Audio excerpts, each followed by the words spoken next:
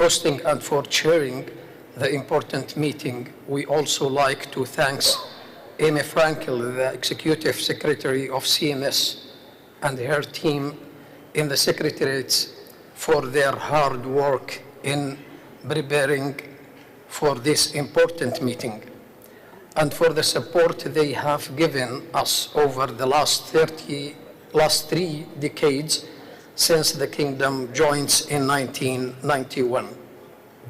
Dear honorable guests, the Kingdom of Saudi Arabia, located between 3 continents, surrounded by more than 2,000 kilometers of coastal areas, and located at 2 important flyways.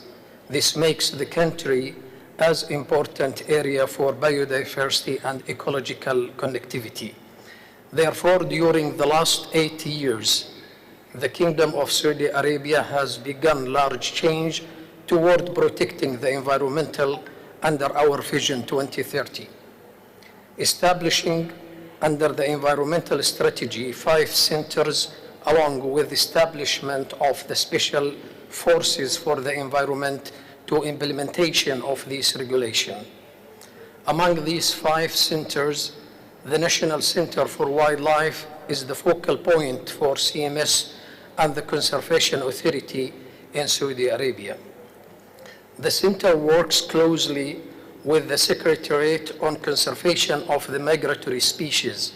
Recently, the NCW organized a regional meeting with full cooperation from the Secretariat for the Working Group for Southwest Asia, tackling the issue of the illegal hunting, taking, and trade, and toward the establishment of task force for illegal hunting in the Southwest Asia.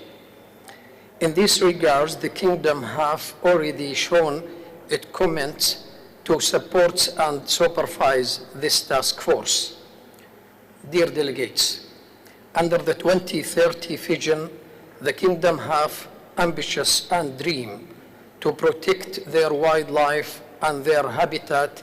Along with that, the protected areas increased from 4% in 2016 to 18% at the beginning of 2024, and plan to reach to 30% of terrestrial and 30% of marine areas to be protected by 2030 in addition. In addition, the coastal areas along the Red Sea and the Arabian Gulf are important habitat for 2 flyways, the African, Eurasian, and Central Asia flyways. Therefore, the legislation is included protection of the wetlands, birds, and ensure no hunting zone along the entire coast to 20-kilometer inland.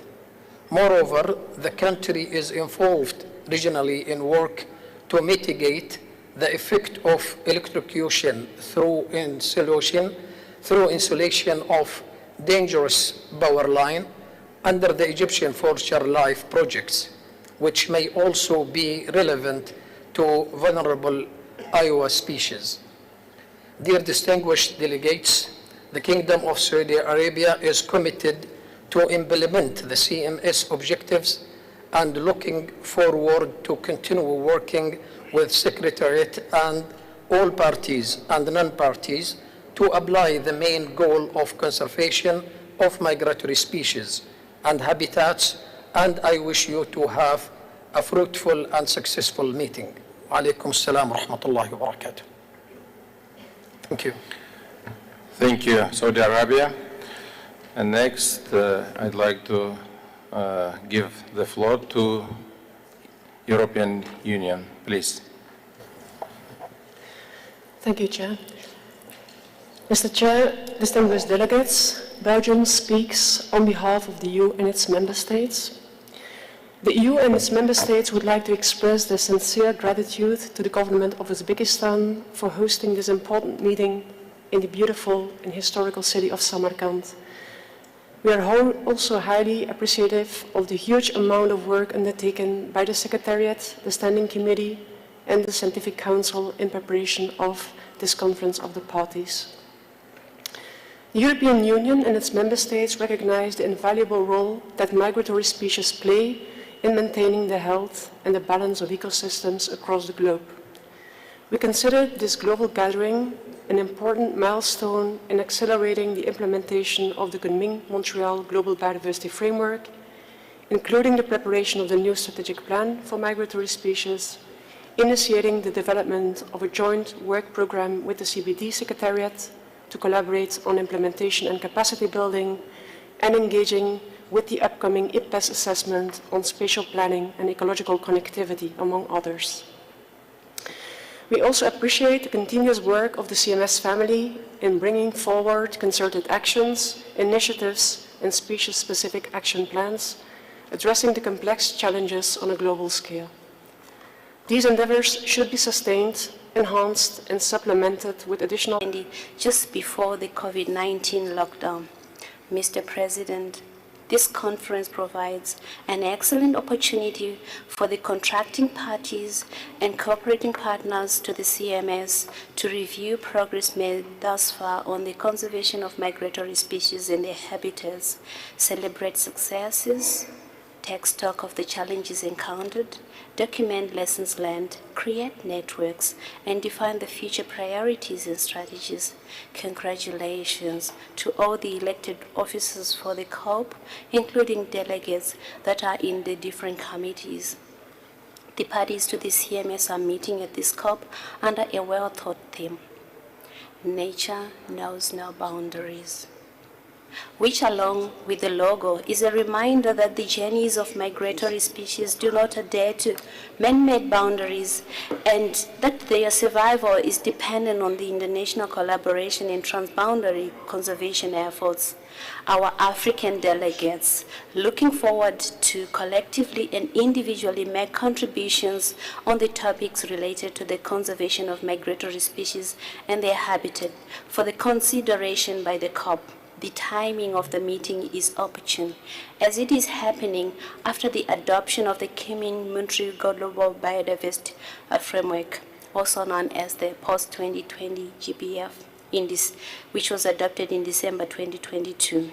In addition, the agreement under the United Nations Convention on the Law of the Sea, on the conservation and sustainable use of marine biological diversity of areas beyond national jurisdiction, was adopted in June 2023. There are huge expectations for these new agreements to deliver specifically for migratory species.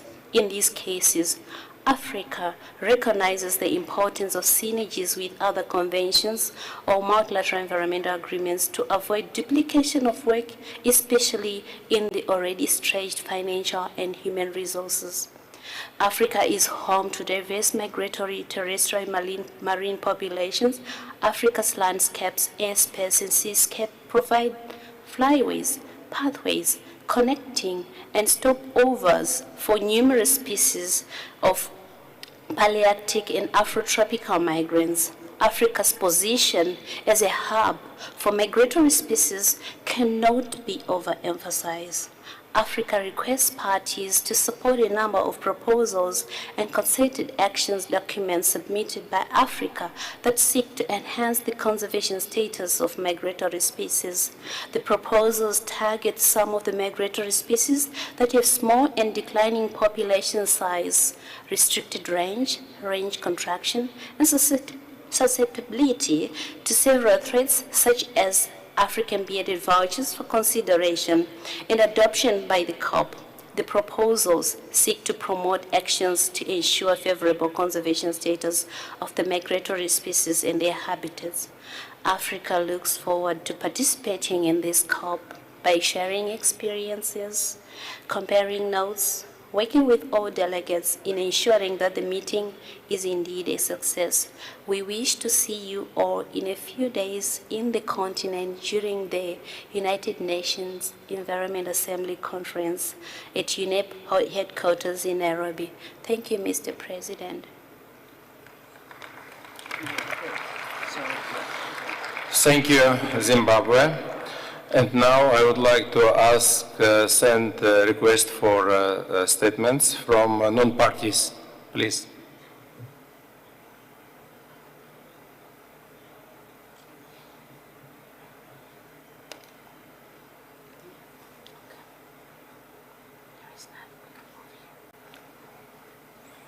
Okay, thank you. I would be grateful, distinguished delegates, if you could now turn your attention to item 10.3, statements by CMS agreements.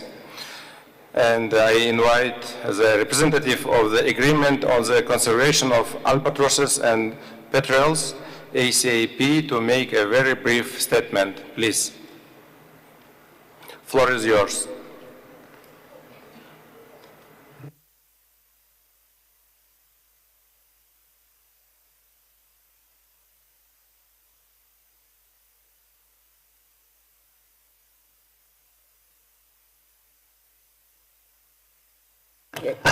I'll try another one. Thank you.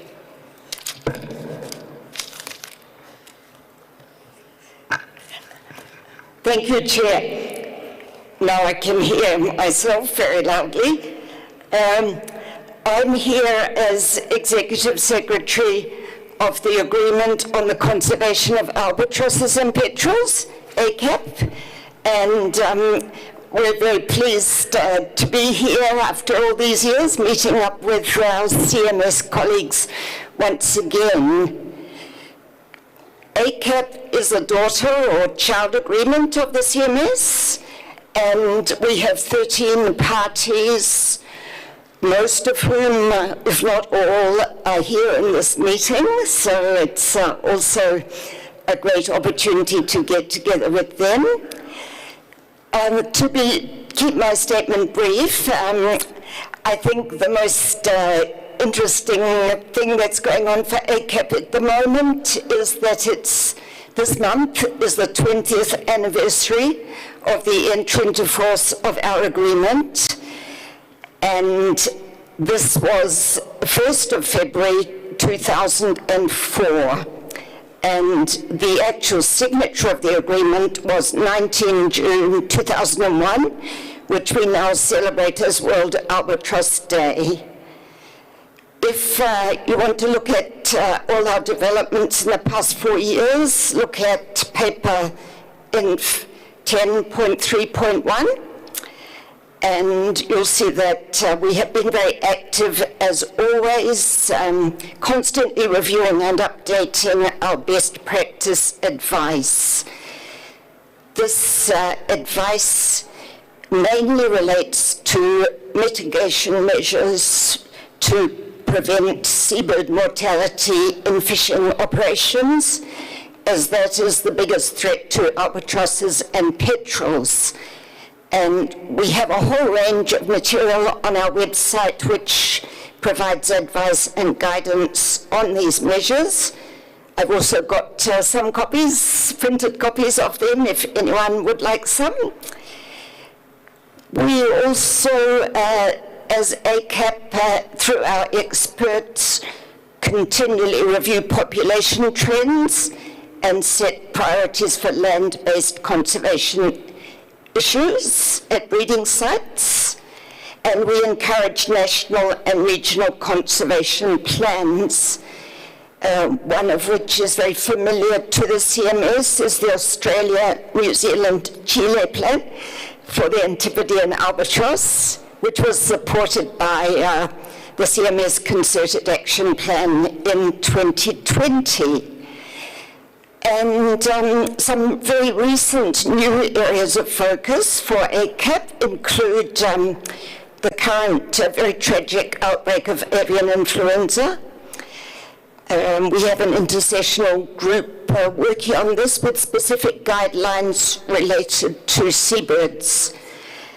We are also our parties and our experts are also looking at the impact of marine offshore wind farms on seabirds. And as a general comment, looking back at the 20 years of ACAP and the conservation crisis that still faces albatrosses and petrels, I'd like to highlight the fact that ACAP parties and other interested countries and groups have dedicated these 20 years to finding solutions to the threats facing these birds. and solutions do exist and are now being implemented, if only in part, by many countries. So we don't need to despair, but we do need ongoing and increasing commitment worldwide.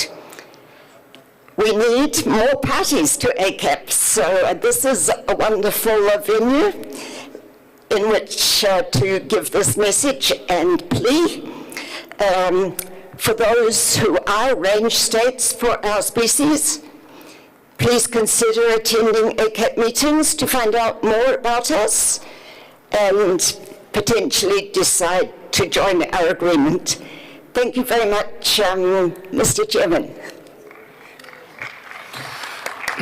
Thank you very much for your statement, and congratulations on 20 years anniversary of your agreement. And next I invite the representative of the agreement on the conservation of cetacean of the Black Sea, Mediterranean Sea, and contiguous Atlantic area to make a very brief statement. Please, floor is yours. Thank you very much, Mr. Chair. I'm going to read a statement prepared by the Executive Secretariat, Susana Salvador. The improvement of the conservation status of cetacean species in the Mediterranean, its contiguous Atlantic zone and the Black Sea, as well as the reduction of the adverse impact caused by human activities posed to these migratory marine mammals, is the main focus of the ASCOBANS work and mandate. Important progress has been achieved by ASCOBANS since CMS COP14 in 2020 in terms of assessment, monitoring and mitigation of human activities, adverse effects due to ship strikes, for example, fisheries interactions, underwater noise, pollution and marine litter. On its key objectives of improving knowledge about cetaceans population estimates and distribution, the ASCOBANS survey initiative was the first ever baseline information on the state of cetaceans population in the entire Mediterranean and Black Seas, enabling future long-term and systematic monitoring. It was particularly useful to the preparation of 2023 Mediterranean Quality Status Report, adopted last December by the Barcelona Convention COP13. ASCOBANS is currently paving the way for the launching of the next synoptic basin-wide survey in the framework of a long-term monitoring program, which was adopted through Resolution 810 last November in Malta. On the objectives of reducing human pressure posed on cetacean species, unwanted interaction with fisheries still requires particular attention, and the use of illegal drift nets in the Mediterranean Sea is still evident from the frequent entanglement of large whales. In the Black Sea, high bycatch rates of harbor porpoise is a growing concern, calling for joint actions by ASCOBANS, Black Sea country, the European Commission, GFCM, and the Black Sea Commission.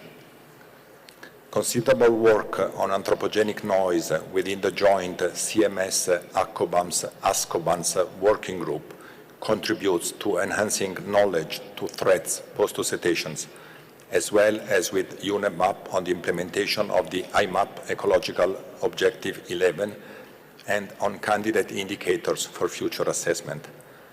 Regarding maritime traffic, ASCOBANS adopted Resolution 818 and held workshops on the prevention of ship strikes with cetaceans, focusing on the reduction of vessel speed recommended by the International Maritime Organization within the recently adopted Particularly Sensitive Sea Area, PSSA, in the northwestern Mediterranean Sea. This is the first ever PSSA based on the exclusive objective of protecting marine mammals, namely sperm and fin whales, which are the most affected populations by marine traffic in the Mediterranean. The proposal was submitted by Spain, France, Italy, and the Monaco Principality. ASCOBANS has been given the honor and the opportunity to hold a side event during this subject during the week, and we would appreciate counting with the participation of the distinguished delegates. The side event will be Wednesday at lunchtime. Thank you very much, and I wish you all the best of success for this 14th CMS Conference of the Parties. Thank you, ASCOBANS. And I invite the representative of the agreement on the conservation of African Eurasian migratory waterbirds to make brief statement. Please, floor is yours. Merci, Monsieur le Président. Thank you, Chair. First of all, I should like to thank the people and government of Uzbekistan, as well as the beautiful city of Samarkand, for the warm welcome. Samarkand is a true symbol, as it is located on one of the most ancient trade and migratory routes that exist, the Silk Road. And I'm sure that the beauty of this place will inspire our work this week. The 8th meeting of parties was held in Hungary in September 2022. This meeting of parties was postponed by 1 year due to the COVID-19 pandemic. Since the last COP, AEWA has registered 5 new parties: Armenia, Turkmenistan, Cameroon, Greece, and Saudi Arabia. This has made the number of parties to AEWA reach 85. I urge parties who are not yet parties to AEWA to take part in our side event on Thursday at 1:45 for more information. As regards the activities undertaken in the intersessional period, we developed adaptive management. The action plans, there are 30 thereof, which we are currently undertaking with a number of different associations and governments, and a project jointly led by the FAO on resources, which aims to preserve wetlands in the Sahel and ensure sustainable use of resources. When it comes to joint initiatives with the CMS, I would like to refer to the World Migratory Bird Day, which is celebrated in many different countries, and then the plan for the wetlands. AEWA represented the CMS in part of an event organized by the EU, and this led to a plan for wetlands which is carried out in the 27 member states. But there are also examples of work undertaken as part of the CMS, such as on poaching and renewable energy. I hope to see this COP as a success for migratory species, and I hope that we will see financial commitments which will rise to the occasion. Thank you, Chair.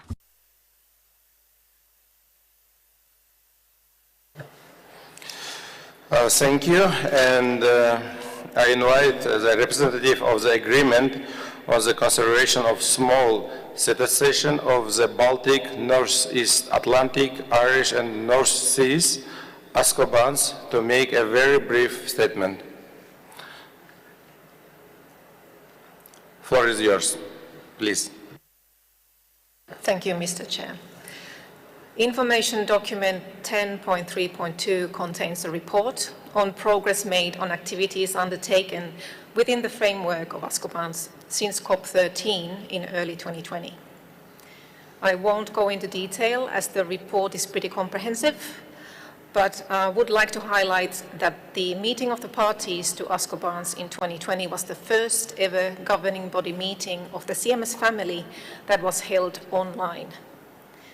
The next meeting of the parties, MOP 10, will take place in September in Denmark. Since COP13, ASCOBANS has organized 14 meetings and 8 workshops, and there are 9 working groups which have reported their work to the advisory committee.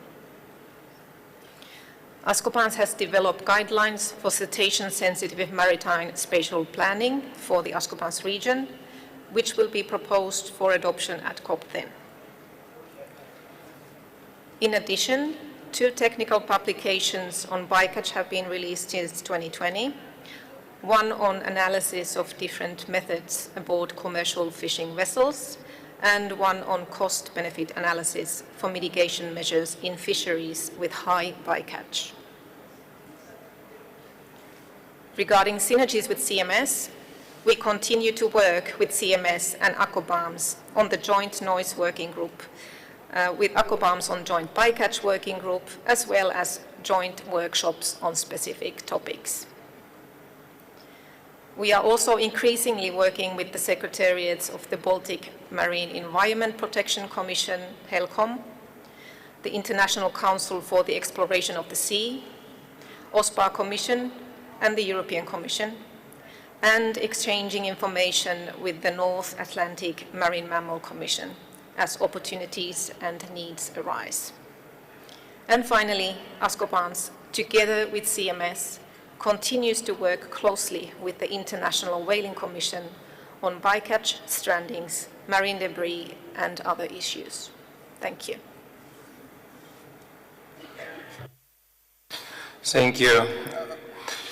And now I invite the representative of the Agreement on the Conservation of Population of European bats, Europe bats, to make a very brief statement. Please.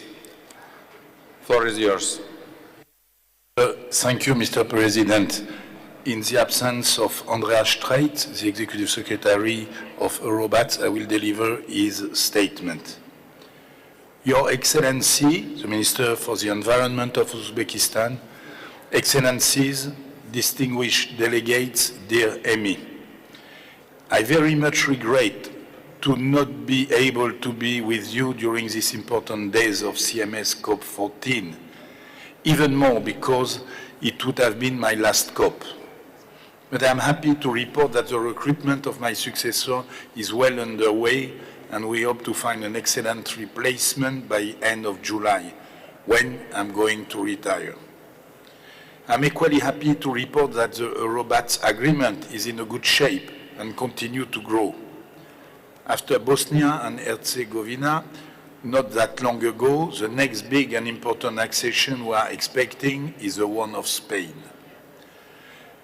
Despite the aftermath of the COVID pandemic, our 9th session of the meeting of the parties could be successfully held in person in October 2022 and was generously hosted by the government of Croatia. I take this opportunity to once again express my sincere gratitude to our Croatian hosts for their outstanding hospitality. I also wish to thank all of our parties for their continuing support, in particular those who support Eurobats with additional and very much needed voluntary contribution. These are Croatia, Germany, Luxembourg, Malta, Monaco, Montenegro, and Switzerland. Thank you very much indeed. To conclude, I wish you all every possible success for this COP14 to further strengthen our common goal, the conservation of migratory species of wild animals. Thank you very much.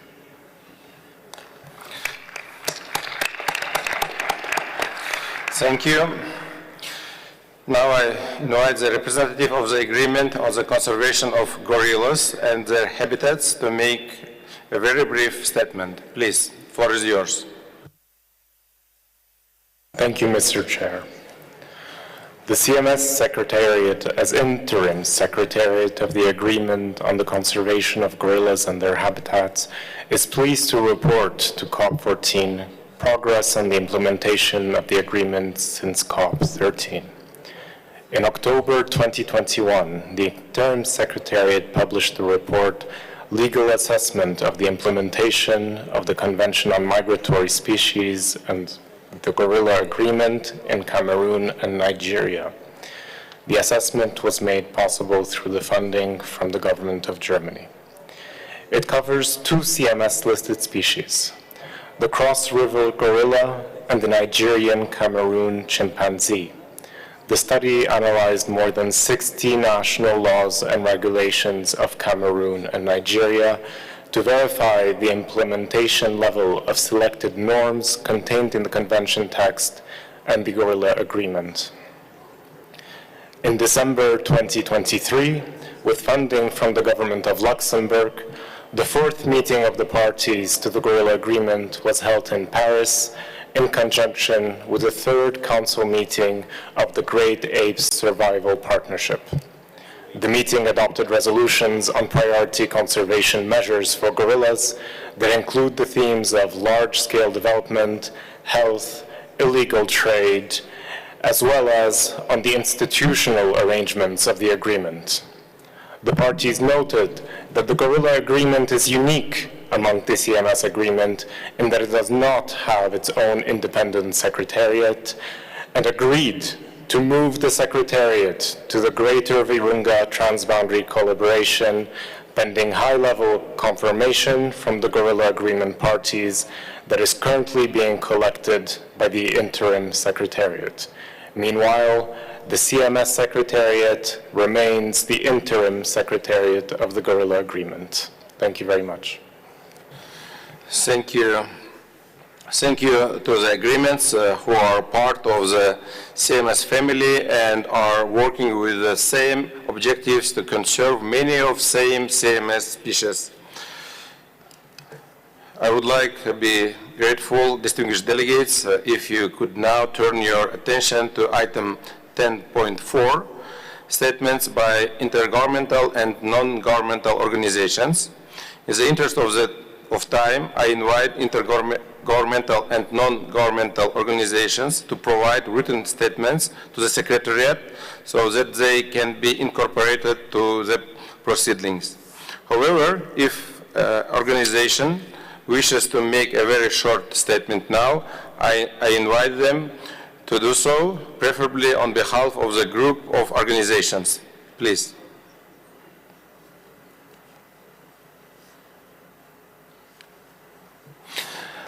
And I would like to give a floor for BirdLife.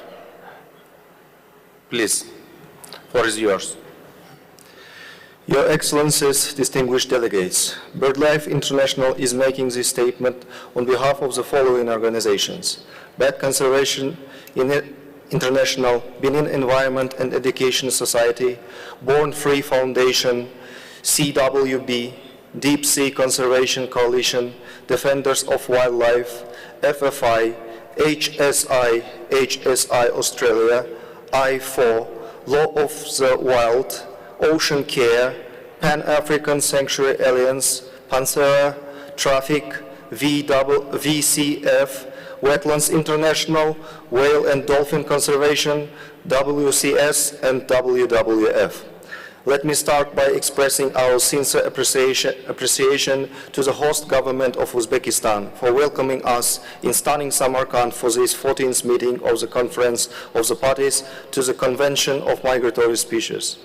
Situated in the heart of the Central Asian region, Uzbekistan is a critical importance for a wide range of migratory species, and people of all nationalities have also been converging here along the Silk Road for centuries. We, the international biodiversity community, are coming together here in this historic place for the first time since the adoption of the Kunming-Montreal Global Biodiversity Framework, and find ourselves at yet another crossroads. The first ever report on the status of the world's migratory species prepared by the UNEP WCMC and launched today brings into stark perspective the daunting task we have before us. We are currently on the pathway to losing many of the migratory species we are committed to, and on whom many indigenous people and local communities depend on for their livelihoods or cultural and spiritual values. And with them will disappear the ecosystem services they provide, not to mention the phenomenon of animal migration that has inspired humans throughout our existence. There is, yet again, no time to lose. The coming week will be a test of whether you, the parties, are ready to make the necessary ambitious commitments under CMS, which in turn will deliver implementation of various relevant targets of the GBF. We firmly believe CMS is the global mechanism through which governments and stakeholders can deliver concerted and cooperative action from global to local on their relevant commitments under the GBF, bringing the GBF targets to life for migratory species and their habitats along their migratory routes, especially as regarding securing connectivity and ecological integrity, area-based conservation, recovery of endangered species, and assuring that any use of species is legal and sustainable and does not increase the risk of pathogen spillover. Let's ensure that CMS COP14 reflects this historic location and goes down in history as a moment when we all acknowledge the current crisis of migratory species and take the ambitious decisions needed to put our planet and its precious wildlife on a pathway of implementation and resource mobilization.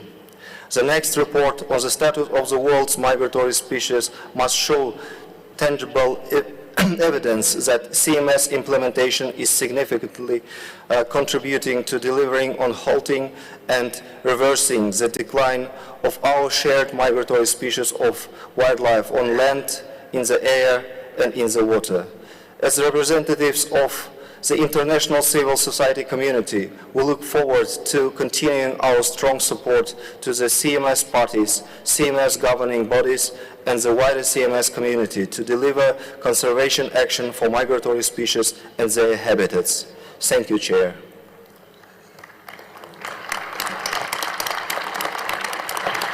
Thank you. And next, I give the floor for UNEP WCMC. Please, floor is yours.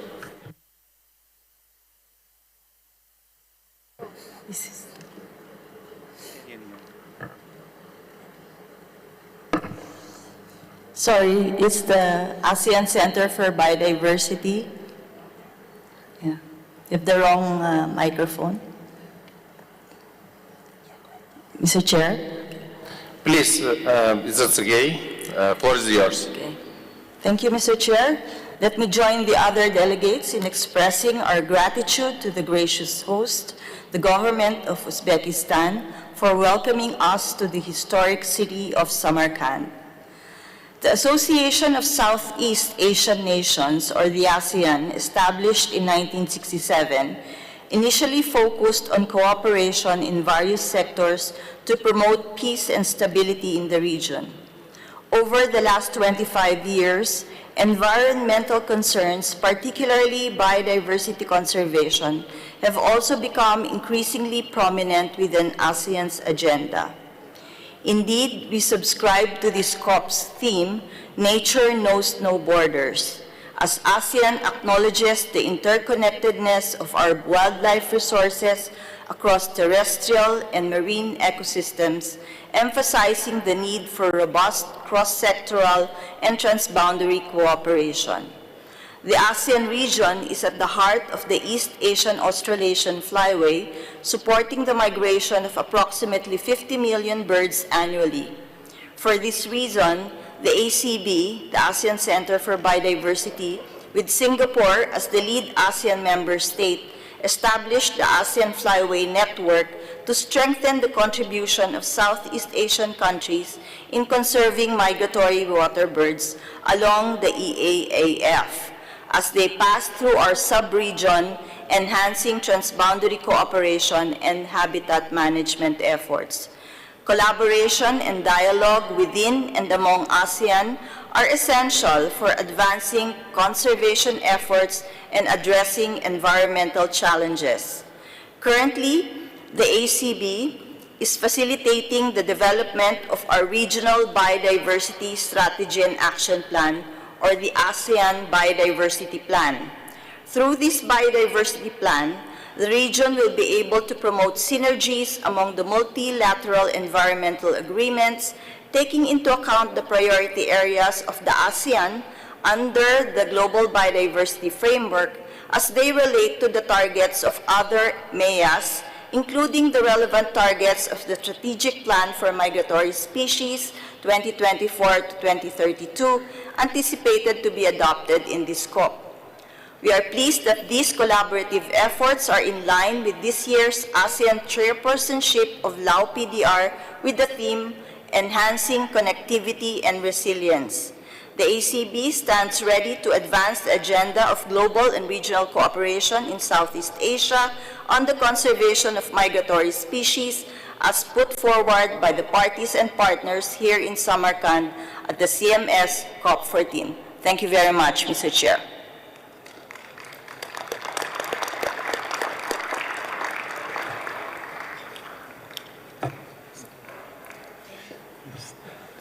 Any other request for statements? IWC. Please.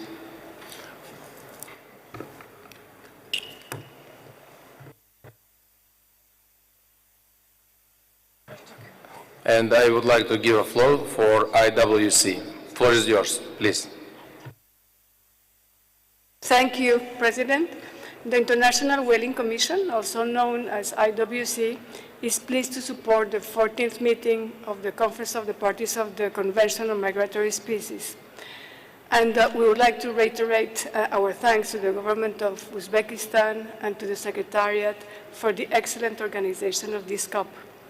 The IWC is an intergovernmental organization with a membership of 88 contracting governments, established under the International Convention for the Regulation of Whaling, signed in 1946. The IWC focuses on the conservation and sustainable management of whales and other cetaceans, both in the seas and in freshwater, and many of these are migratory. Thus, we work very closely and in close cooperation with CMS. Many of the agenda items of this COP are actually very relevant to IWC, and we will be contributing to this during this week.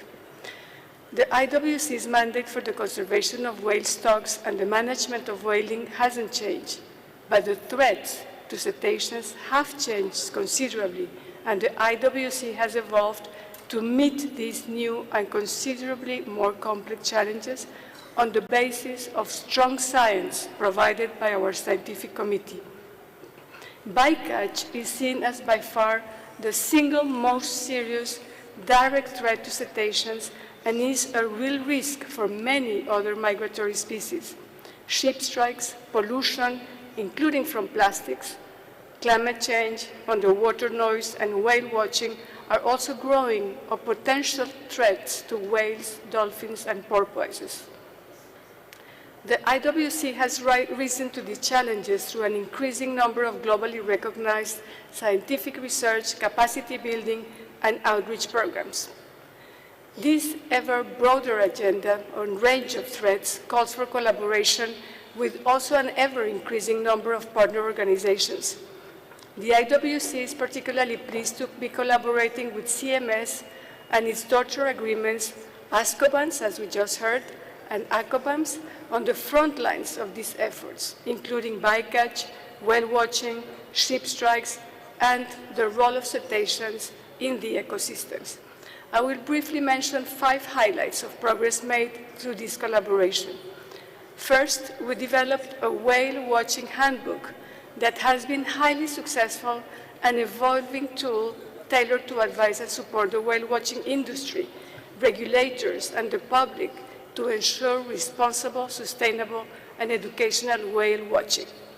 Secondly, our collaboration with ASCOBANS and ASCOBANS on issues such as bycatch, strandings, marine debris, and ship strikes. IWC is also working with ASCOBANS in the development of a conservation management plan for the Mediterranean fin whale. Third is work focused on small cetaceans. The IWC's Small Cetaceans Group continues to collaborate with CMS Aquatic Group to share knowledge and pool resources on small cetacean species that are subject to bycatch, trade, traditional use, and direct consumption. Fourth is the concerted action plans we have been working together on the development of CMS concerted action plans for a number of different species, including the Arabian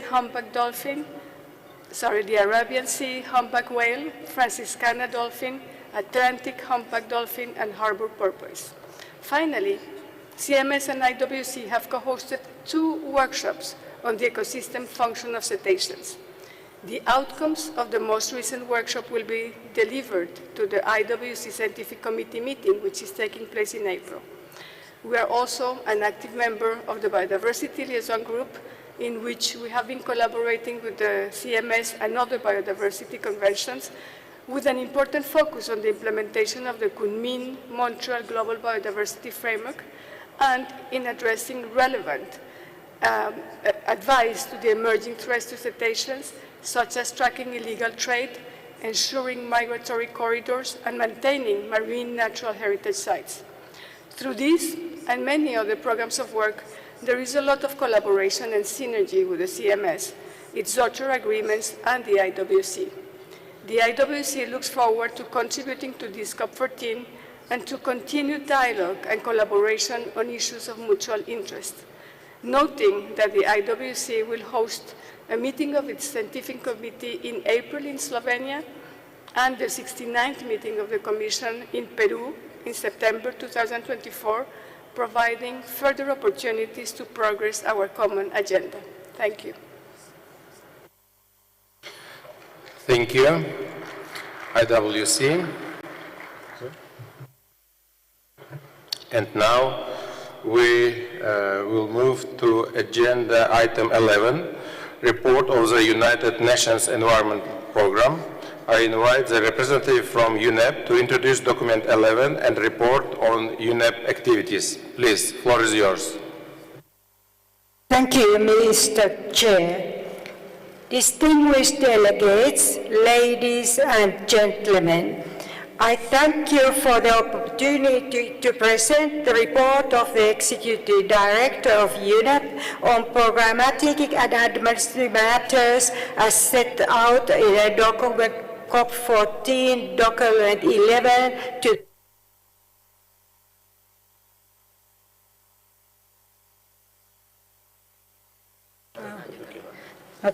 to this meeting.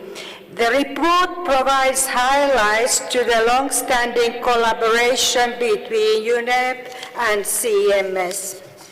I would like to start by welcoming the contributions of the CMS to the preparation of the Kunming-Montreal Global Biodiversity Framework, the GBF. UNEP recognizes the important role that CMS has in its implementation. In this regard, we appreciate the active participation and contribution of the CMS Secretariat and party representatives in the Bern III Conference on Cooperation among the Biodiversity-related Conventions for the implementation of the GBF organized by UNEP last month in Bern, Switzerland. UNEP is very much looking forward to continue cooperation with the CMS based on the outcomes of the conference. Tying in with this, the CHEF Early Action Support Project was recently launched, signifying UNEP's commitment to working with countries in aligning national strategies with the GBF objectives. The early action support includes the data reporting tool for MEA's DART for rapid alignment of national targets and national biodiversity and action plans. DART has been developed in consultation with biodiversity-related conventions to increase effectiveness in national reporting and collaboration. It has been recognized by the CMS COP14 and is being rolled to 170 countries with the participation of CMS national focus points alongside with other national points of other conventions. On the protection of the terrestrial species, the Great Apes Survival Partnership, GRASP, contributes to the implementation of the CMS Gorilla Agreement via several projects involving the CMS Secretariat, for example, in conservation of the critically endangered cross-river gorillas. Further, UNEP's Central Asian Mammals and Climate Adaptation Project contributes to CMS Central Asian Mammals Initiative. It supports the update of the Linear Infrastructure Atlas and climate-smart conservation planning for 3 CMS-listed species, snow leopards, argali, and Pukhara deer. The CMS Secretariat is a long-standing ex-officio member of the Steering Committee for the African Elephant Fund, which has completed 63 projects to date. The activities have contributed in a diverse ways in accomplishing the objectives of the CMS. The revised African Elephant Action Plan, approved by the African Range States in March last year, places the reduction of human-elephant conflict as the priority objective of the fund. We are looking forward to the endorsement of this action plan by the CMS COP during this week. UNEP is pleased to note that the regional seas conventions provide a platform for many of the joint activities with CMS on the protection of the aquatic species, manifesting the benefits that cross-convention cooperation can yield.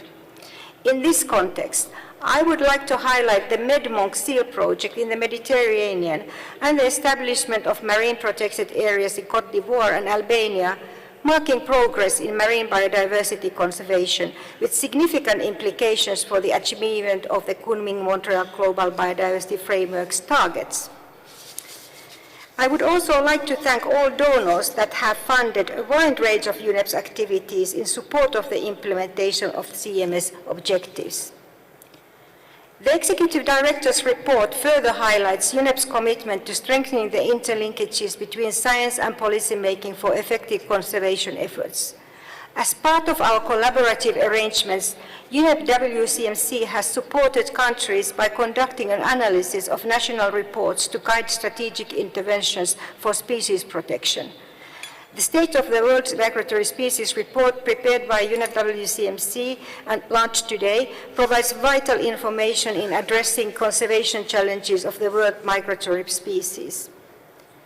Distinguished delegates, ladies and gentlemen, on administrative matters, UNEP would like to draw attention to the fact that the growing programmatic portfolio of the Convention requires additional resources in the Secretariat, and therefore parties are kindly encouraged to settle their assessed contributions in full early in the year to ensure continuity of operations. In closing, I would like to reiterate UNEP's commitment to enhancing cooperation among biodiversity-related multilateral environmental agreements.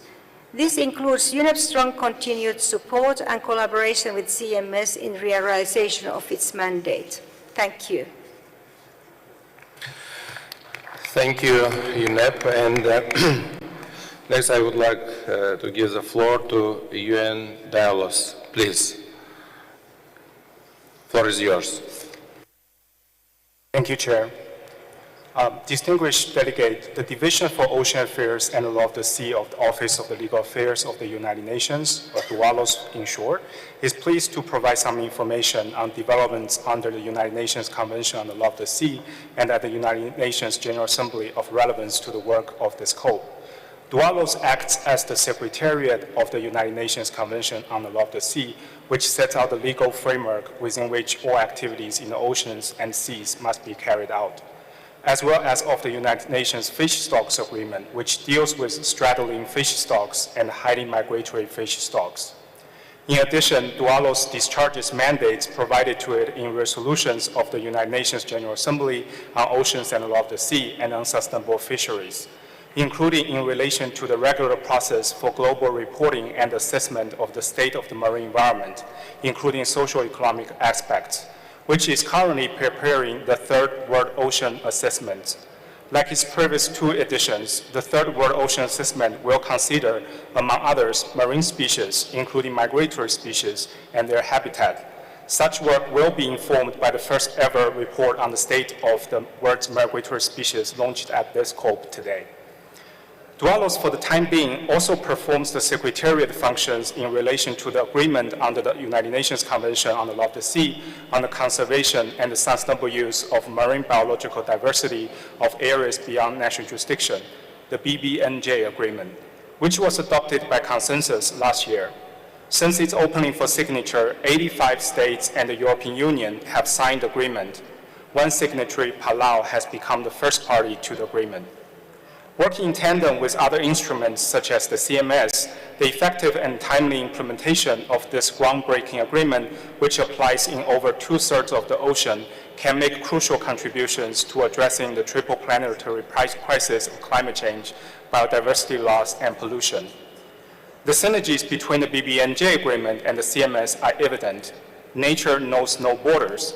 Science has shown that many marine migratory species, including numerous CMS-listed species, are found in both areas within and beyond national jurisdiction, with some spending a significant part of their life in areas beyond national jurisdiction. The BBNJ agreement can significantly contribute to the conservation and sustainable use of these species and their habitats in areas beyond national jurisdiction. Dualos warmly invites you to join a discussion on such synergies at the side event it is co-organizing with the CMS Secretariat this Thursday, the 15th of February at 12:45 p.m. in the Snow Leopard Room. Distinguished delegates, Dualos wishes you a successful COP and remains ready to provide further information within its mandate where relevant. Thank you. Thank you, UN Dualos. And next, I would like to give the floor to Convention on Biodiversity, CBD. Please, floor is yours. Thank you. Thank you very much, Mr. Chair, and congratulations to Uzbekistan and the CMS Secretariat for the excellent organization of this COP. The CBD, of course, is pleased to work closely with CMS and the other biodiversity-related conventions, including through the Biodiversity Liaison Group and the Bern process referred to by UNEP just now. The Global Biodiversity Framework provides an overall plan for action on biodiversity across all biodiversity-related conventions. It's a hugely ambitious framework looking to protect and restore nature, to prosper with nature, to share the benefits fairly, and to invest and collaborate for nature. While some targets are focused specifically on species, all targets of the framework are relevant to the CMS. Likewise, we see the draft decisions on the agenda of this COP as important in promoting and supporting implementation of the framework. We look forward to continuing to work closely with CMS and other partners across the UN system to promote the implementation of the Kunming-Montreal Global Biodiversity Framework and to support all the actions of our parties. Thank you very much. Thank you very much. And now I call the meeting to take up agenda item 12, report of the Secretariat, and agenda item 22, implementation of the program of work 2020-2023. Distinguished delegates, I would like to invite Ms. Amy Frankel as the Executive Secretary of the Convention to report on its main activities implementing the program of work since COP14. Please, the floor is yours. Thank you very much, Mr. Chair. And we have some slides to bring up. So we are referring to now document 22, which is implementation of the program of work 2020 to 2023. Speaking, the slides come up, but while we're waiting for the slides to come up, we know that this has been an incredibly, you know that it's been an incredibly intense period of work simply by the agenda that's before you, which is a result of all of that work.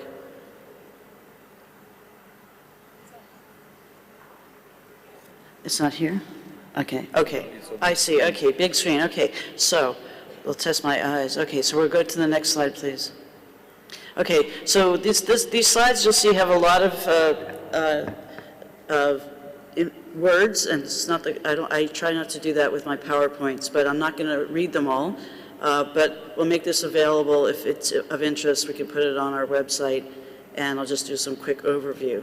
So first, nearly all of the high priority activities that were listed in our program of work and as adopted by COP14 were completed. And we give a few examples. As you know, we just launched the State of the World's Migratory Species Report today. I'm also proud to note, and we'll have an agenda item on this as well, on the bird migration atlas we finally launched this year, last year, the African Eurasian Bird Migration Atlas. We have numerous concerted actions and many other accomplishments under MOUs. But we want to point out that we were not able to make progress in some areas. Just by example, the two here, assessing the illegal taking and trade of migratory birds in Latin America and the Caribbean, and the implementation of certain concerted actions on terrestrial species. Next slide. Okay, so one thing we've been working hard to do in this period is also to really focus on the science. And we heard from the scientific chair, council chair today about that. The first ever State of the World's Migratory Species Report, I hope you've been checking Google News because it seems to have really been picked up quite a bit. So word is getting out around the world. We also launched a report on climate change and migratory species at the Climate COP in Dubai in December, and we have a special event on that tomorrow, in fact, in the Snow Leopard Room. We'll be hearing, and they're online already, on reports on migratory species and health, which includes wildlife disease, as well as a report on insect decline.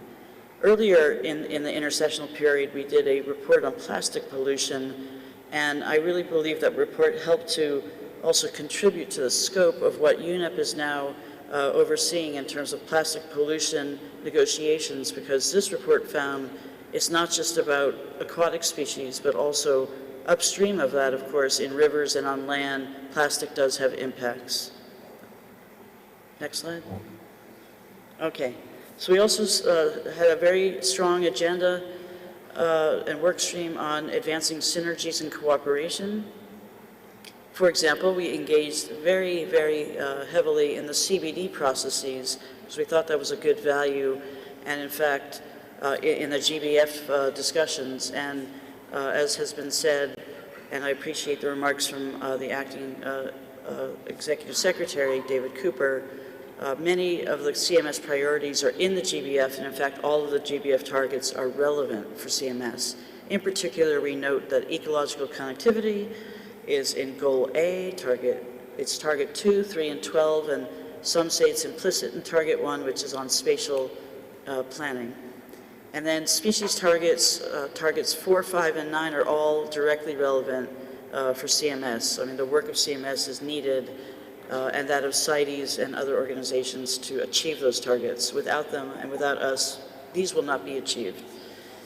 We've also engaged in many other major UN processes, UN FCCC, their COPs, a lot of cooperation with IPIS, and we have an agenda item on that. And very recently, I was there from the Secretariat, and we had representatives of the different 5 regions of CMS at the Burn 3 conference to discuss synergies among the MEAs that work on biodiversity and other MEAs.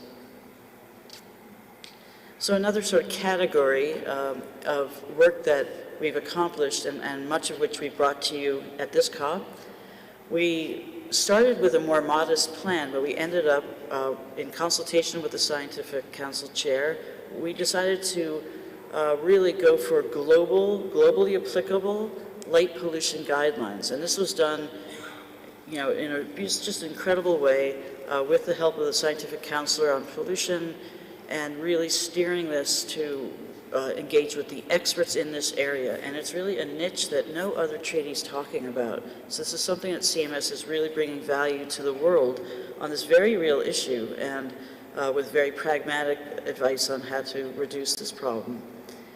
We also have issued a report very important for the discussions both at the high level and at this COP on mitigating impacts of infrastructure development.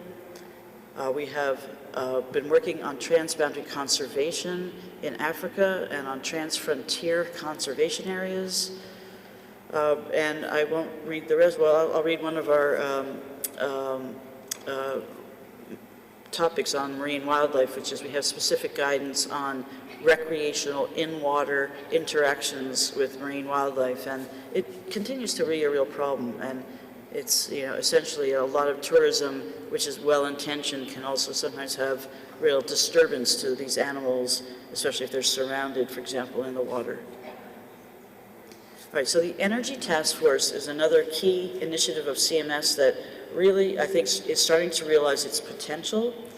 Essentially, the focus of this, the priorities right now of the ETF, according to its mandate, is to focus on renewable energy and on wind energy in particular, as well as power lines.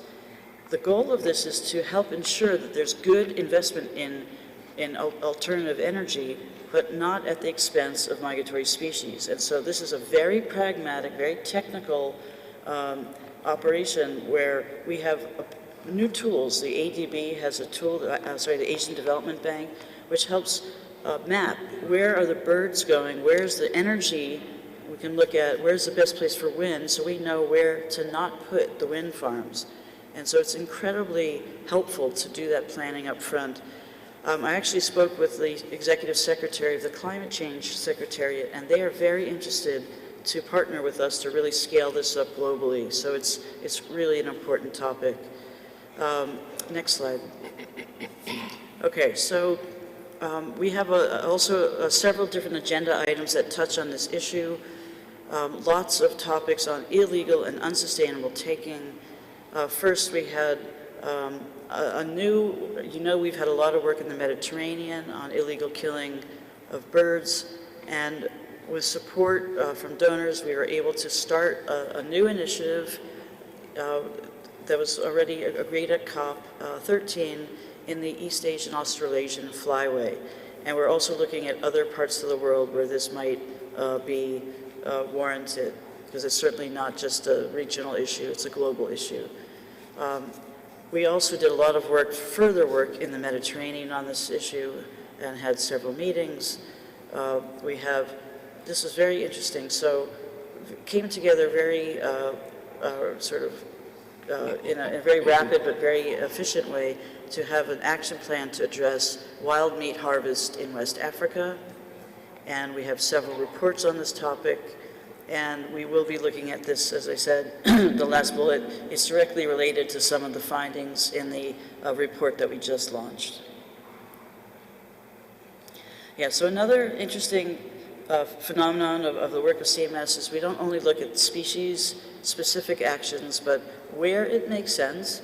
We have a variety of different sort of regional, range-wide initiatives, and those include here in Uzbekistan and the rest of Central Asia, the Central Asian Mammals Initiative, where we have numerous animals that are part of those discussions so that priorities can be set by all of the range states, very important. We also have a similar set of work in the Sahelo-Saharan area. And we're going to be talking here with some very good news about progress on the Central Asian Flyway, so you'll be discussing that further. Of course, the Sharks MOU is an example, and the IOCA Marine Turtles MOU are both examples of range-wide or region-wide efforts. Okay, another very major accomplishment of CMS in this period was we left COP13 without a clear mandate to develop a new strategic plan. Instead, we got a mandate to look at whether one was warranted and look at what had been done to implement the past one that expired at the end of last year. And we had a standing committee meeting on this where it was agreed to develop a new strategic plan, because it was realized that if there was nothing adopted here, there would be nothing for CMS for the next intersessional period, and there's a lot to be done, and the GBF, of course, is running already through 2030. So the Standing Committee really stepped up on this, and we did a rapid-fire exercise, had funding to do it, and were able to develop this document that you'll be considering here on a new strategic plan. Okay, and then just a couple of final words. This is about how we are planning to handle the program of work for the coming intersessional period. And I've already given some statements on this to the Standing Committee meeting that we had yesterday. We had hoped to be able to do the same process we've done at other COPs, where we provide the initial program of work, but that is of course subject to lots of changes, because this is in the middle of the negotiations, and there'll be changes that have to be looked at, reflected in the program of work, and costed. And we also have we hope to have the new strategic plan that might also have some bearing on the program of work and its priorities. So what we have done is proposed to the COP that we follow the COP after the COP, and the Secretariat be tasked to develop the program of work. Our plan is to follow a very similar model that we've done before, to cost it, and then to provide it to the Standing Committee, most likely before their first meeting. It can be done by either correspondence, or if we need to, we can speak with the chair and decide if a meeting is necessary online, and that way to endorse what we provide or to make any changes. So that's really the reason we're doing it that way this year, is simply a lack of capacity in the Secretariat to be able to support this work during the COP. My last words on this is that in terms of what is being asked of the COP on this agenda item is simply to take note of this report. I thank you.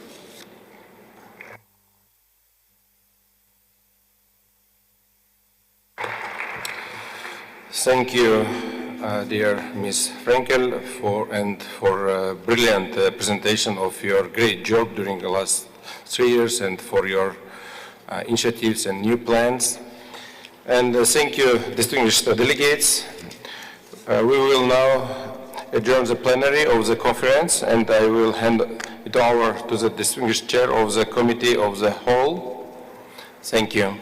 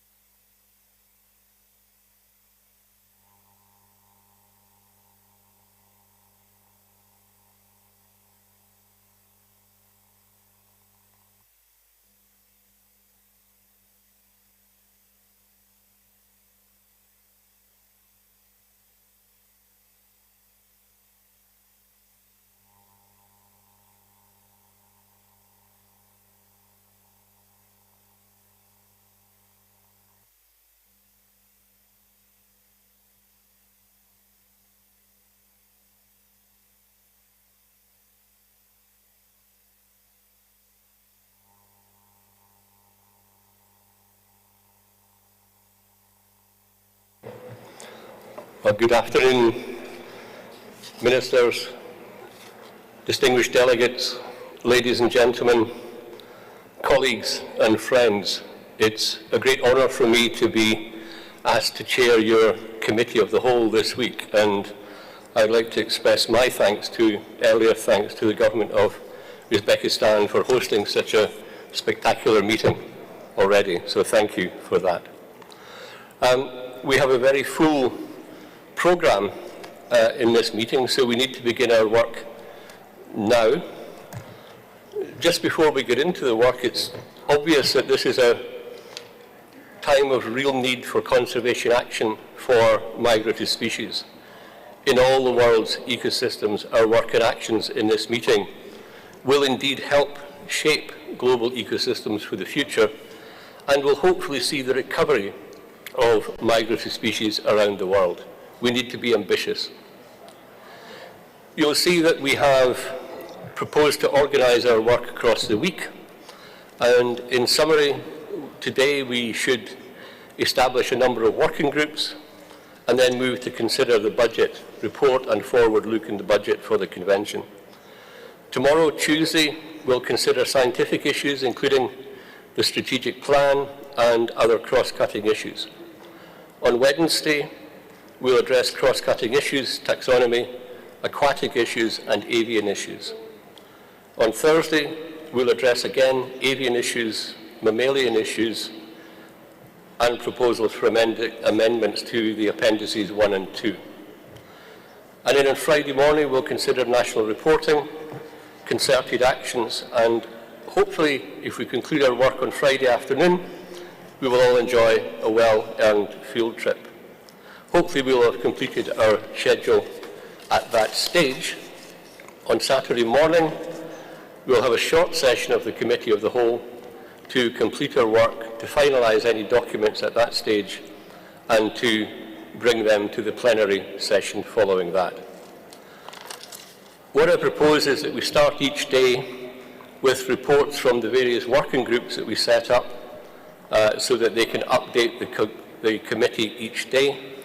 We'll also have a daily report coming to the committee where you'll be able to see what the report writers have documented in summary from the previous day.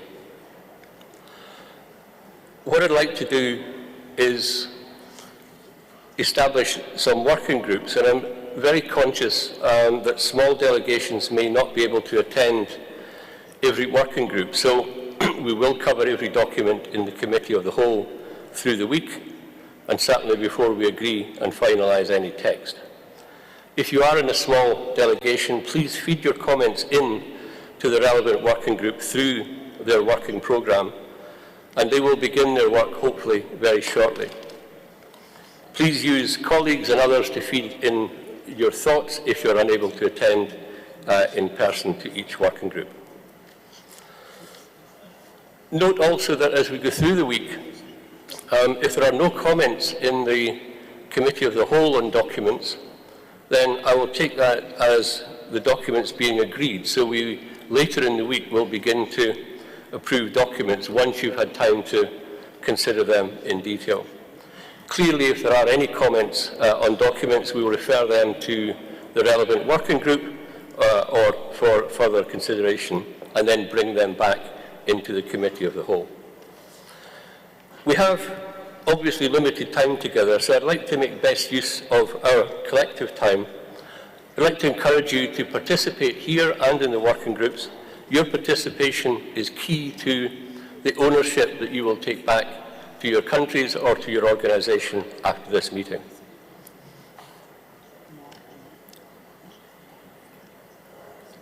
What I'd like to do is establish a number of working groups now, and creating these groups will allow them to begin their deliberations at this point and to make best use of the time available through the week. So what I'd like to ask you to agree to is the establishment of the following working groups that will continue their work over the coming days. The first one is a budget group to consider agenda items 13.2 and 13.3. Secondly, an institutional and cross-cutting issues group, which will include the strategic plan, This group should be formed as necessary through the week and will be formed after the cross-cutting issues have been discussed in the COW tomorrow and Wednesday. I do expect this group will be needed, and it will be a very important group, a very important aspect of the Convention's work. I'd like also to form an aquatic group to consider agenda item 27, which is all aquatic issues, proposals to amend the appendices, papers 31.4.4, 31.4.5, and 31.49 through to 31.414. It should consider also concerted actions 32.2.3 through to 32.2.6, and also items 32.2.9 and any new proposed concerted actions 32.3.5 through to 32.3.7. So dealing with all the aquatic issues. I'd like to establish also an avian working group, which would cover all items under Agenda 28, which is the avian species issues. It would also consider the proposals to amend the appendices in papers 31.4.6 and 31.4.8. It would then report also on the concerted action implementation in 32.2.7 and 32.2.8. And finally, I'd like to establish a terrestrial working group to consider all items under Agenda 29, terrestrial species conservation, to deal with a proposal to amend the appendices in document 31.4.1 through to 31.4.3. It would also report on the implementation of concerted actions in agenda item 32.2.1 and 32.2.2, as well as considering new proposals for concerted actions in 32.3.1 to 32.3.4. Establishing these working groups now, as I said, allows the COW to have initial discussions with then time in the working groups to go into some detail.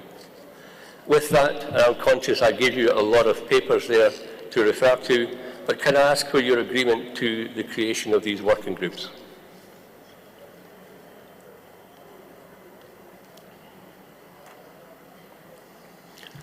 Thank you very much. I don't see anyone asking for the floor. Excellent. Thank you indeed for that. That's a really important point for how we will work through the year, through the week and the year following. If you're content, can we then move on to consider the next item around the budget? If we could consider...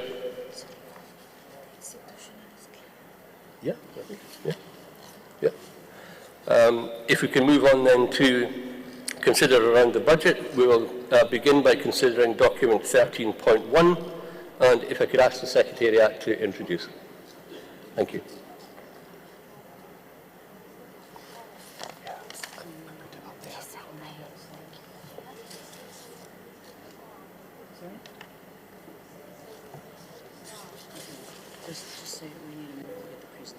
Okay.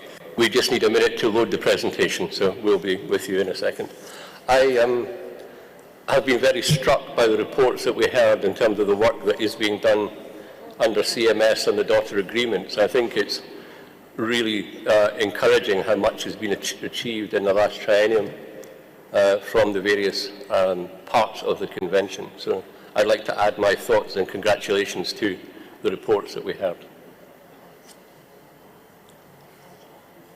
We will just be a couple of minutes.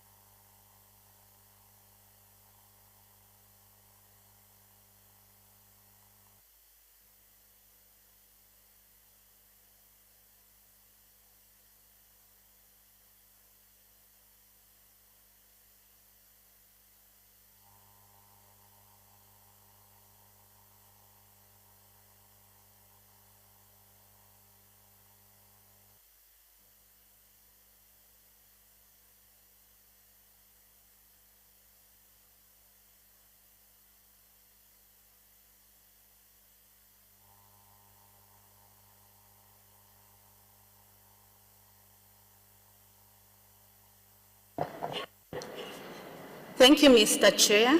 Distinguished delegates, under the agenda item 13.1, the Secretariat wishes to introduce the document Doc 13.1, Execution of the CMS Budget 2021-2023. This document was prepared by the Secretariat. The discussion on the document is taking place in the Budget Working Group. The document structure. It contains 4 annexes.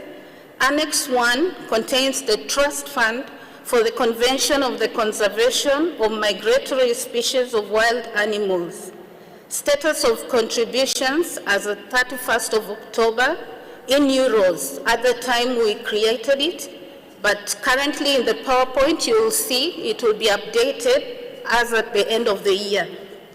Annex 2 contains the execution of the 2021-2023 budget as at 31st of October.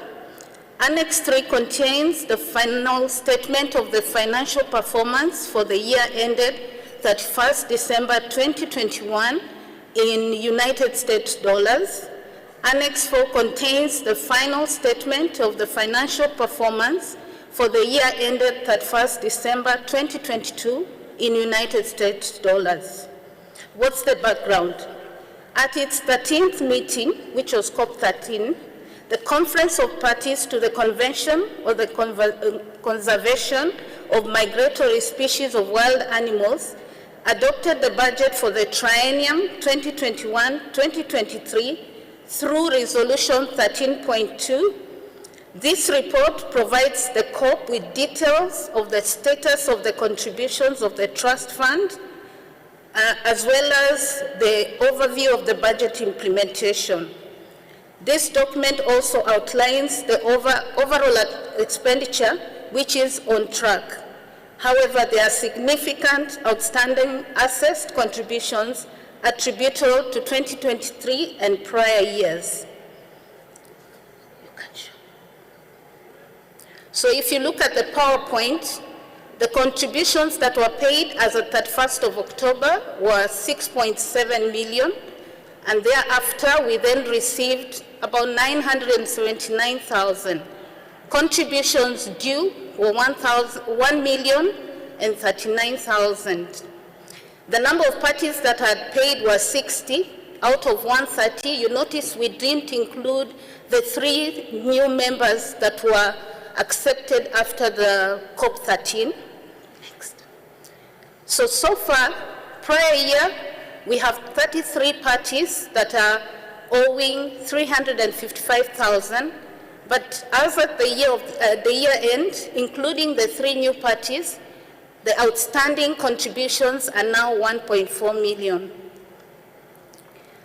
The expenditures, as I have already outlined, our expense rate was at 90%, but you'll also notice in the document that we uploaded online, we had indicated that the staff costs, due to many factors that had occurred during the triennium, we had anticipated the expenditures would offshoot what had been approved, and so through the 53rd Standing Committee and the chair of the Budget Committee, they gave us the approval to move between budget lines to cater for the over expenditure. The status of the trust fund as at the end of the year, which please you'd note is an estimate because our accounts are yet to be closed, is at 2.821. Finally, what action do we request? That we take note of the report of the execution of the budget and, of course, urge parties to pay their outstanding contributions in accordance with the Resolution 13.8, paragraph 8. Thank you. Thank you, Secretariat. We are asked to note the report, but I wonder if anyone has any interventions on the report that we've just heard. If there are none, Israel, please. Thank you, Chair. My comment is based on this report and also on the previous agenda item that was just discussed in plenary on the program of work, document 22, since they are related. I wanted to ask a question about these, but first I wanted to express a great deal of thanks to Amy and to the Secretariat staff for executing this huge amount of work in this period of time, especially considering that the COVID-19 pandemic hit us right after the last COP, and we all remember what it was like to try and work in that first period. So I want to thank you very much for moving this ahead and for making that progress for us.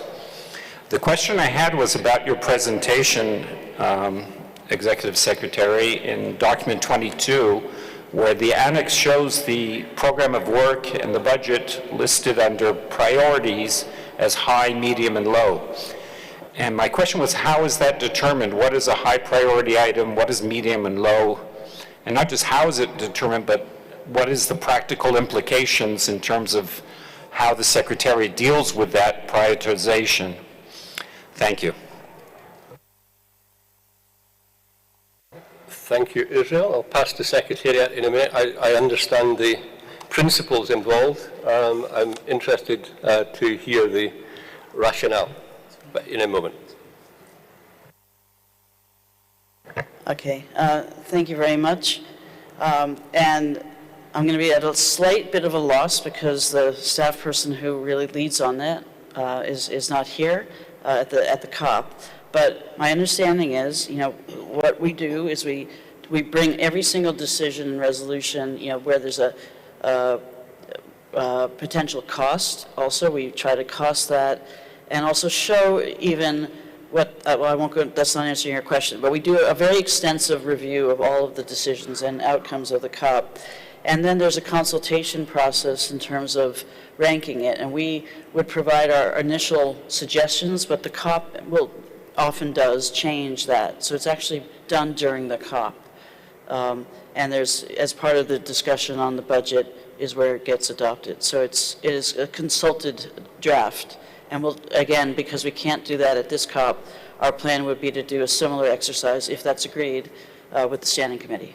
I hope that answers your question. Thanks. Thank you, Secretariat, for that.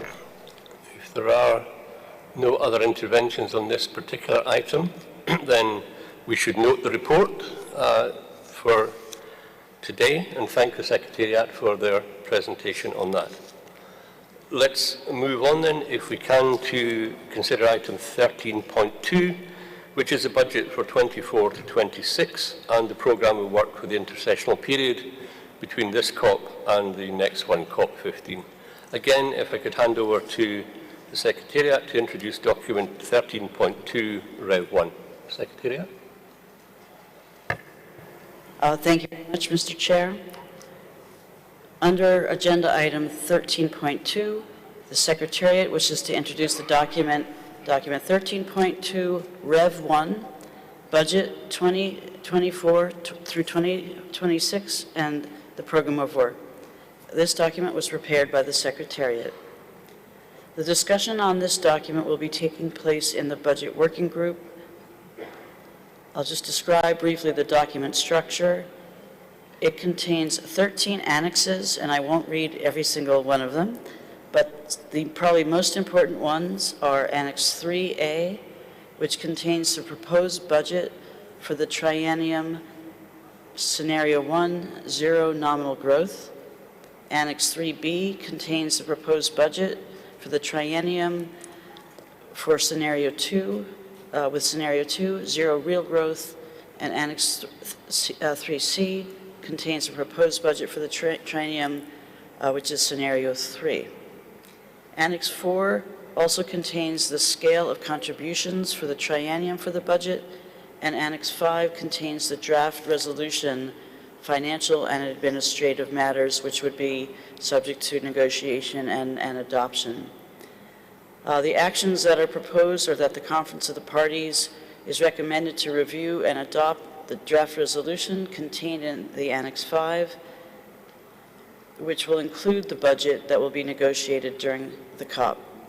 And now we're going to show a few slides that I've also presented yesterday at the Standing Committee.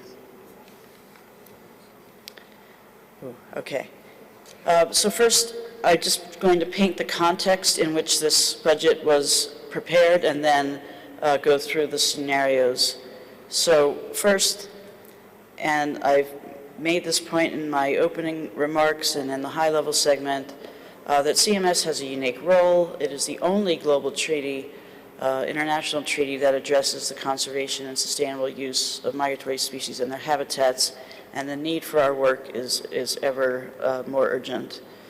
We are leading on numerous issues, including that of ecological connectivity, and we are addressing many different kinds of threats and conservation needs. We can quickly go through this, but we've already discussed the amount of synergies that we have been achieving, and in particular our role vis-a-vis the global biodiversity framework, and why it's so important that CMS is equipped to help contribute to that framework's implementation. I've also talked about this in the program of work, but so we have really an enormous amount of scientific reports coming that help lay the foundation for the priorities of the parties and partners and the Secretariat. As I've also mentioned, we have a new strategic plan that is proposed for your consideration, and it's really grounded in the scientific reports in terms of how it's structured, while it does show the linkages with things such as the global biodiversity framework. And also in front of the COP, we have just essential actions, a really important agenda. And that agenda, by the way, as our scientific chair, council chair noted today, many of the documents actually came through the Scientific Council. These have been either generated by or considered by the Scientific Council. And I've also checked with my team about the number of agenda items for this COP that are new, or whether they're not coming from parties, and they're very, very few in number. So almost all of the agenda is coming out of the mandates that we've received from the COP14. I've also discussed this a bit, these very points on some of the guidelines we have, so we can go to the next. Okay, and here we come to the fun part, which is our proposal for the budget.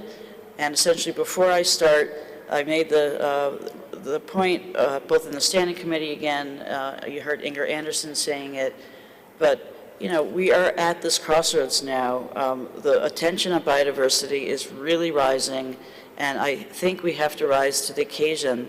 I'm incredibly impressed already by this COP, the amount of people here, delegations we've never had before have come to this COP. And we had the Jeff CEO, we have the World Bank here for the first time. We have many delegations here for the first time. And I think it's because the work of CMS is really being noticed now. We are making a difference, and it's a very particular and special role, and only we can play that role. And so for that reason, what we provide as a scenario 3 is what I call being fit for purpose, because without it, we're not going to be able to achieve what I think we can achieve and should achieve for CMS and for the broader global challenges that we are all facing. Okay, next slide. So the budget resolution 13.2 requested the Secretariat to provide at least 2 budget scenarios for the consideration of the COP, and we did so. And this is the first one, which is a 0 nominal growth scenario. So that basically means pretty much of a flat line from what was adopted from COP13, but there is a 2% inflation built in, and the only way to achieve this budget would be if we have savings. We have to cut different things out of it. And so we gave, a possible example would be that we would not have any funding for meetings of the governing bodies, and we'd have to find a way to fundraise for those. So the total budget is there. It's 8.7 million euros for 3 years. Our budget scenario 2 is the zero real growth scenario. It includes the same 2% that I described, although it's not just for staffing, it's across all of the budget items in this case. And we also include there are some increased costs for meetings of the Standing Committee and the Scientific Council, and we've been asked already about those costs, and we're getting data on that. But essentially, I think it's the hard costs of having the meeting. So the space is not free, we have to pay for it. And in addition, the flight costs might be part of that, but we'll get those exact numbers for you. There's also a proposal that, again, our Scientific Council Chair had noted today, which is that in the discussion of the Scientific Council, the last meeting that the Sessional Committee had, there was a discussion about whether it was time to add one more per region party-appointed counselor, and this would allow for a more sensible rotation of members. It would also allow for more coverage of the different issues, and there are many. So that is both a policy issue and a budgetary issue, and so we've included it in this agenda. And the total budget that would be adopted under that scenario is 9.7 million over 3 years. Okay, last is scenario 3, which is the Secretariat's proposal, which is called moderate growth because it is not a fantasy budget, if you will. It is really grounded on my best sense of what the Secretariat needs to do its job more fully without, staff burnout, and to be more effective at what we do. I can give a lot of examples of why, we have an incredible team of staff. I have to say, I feel lucky every day with the team that we have. And they're dedicated, they're passionate, they know their stuff. But, there's a huge stretch going on in the Secretariat right now, and I can tell you it is affecting people. So we can't keep this pace. We're very proud of what we've done, but we really need additional staffing. There's no question. Now, there's a couple of factors. The context in which we bring you this budget is a difficult context because there are many fiscal factors that we cannot control. And so I'm coming to you with a budget which is proposing a few increases when we already have increased costs that are beyond our control, which include a higher than 2% inflation rate. It's been, very high.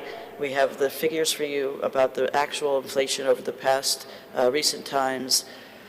We have staffing costs that have increased, and we base this budget, as do many of the biodiversity MEAs, traditionally, and we've done it for COPs in the past. We use standard salary costs, not actual costs, and in some cases that's about right. In some cases the staff person might not be as expensive, and in some cases they're more expensive, and it depends on their entitlements depending on who ends up being recruited.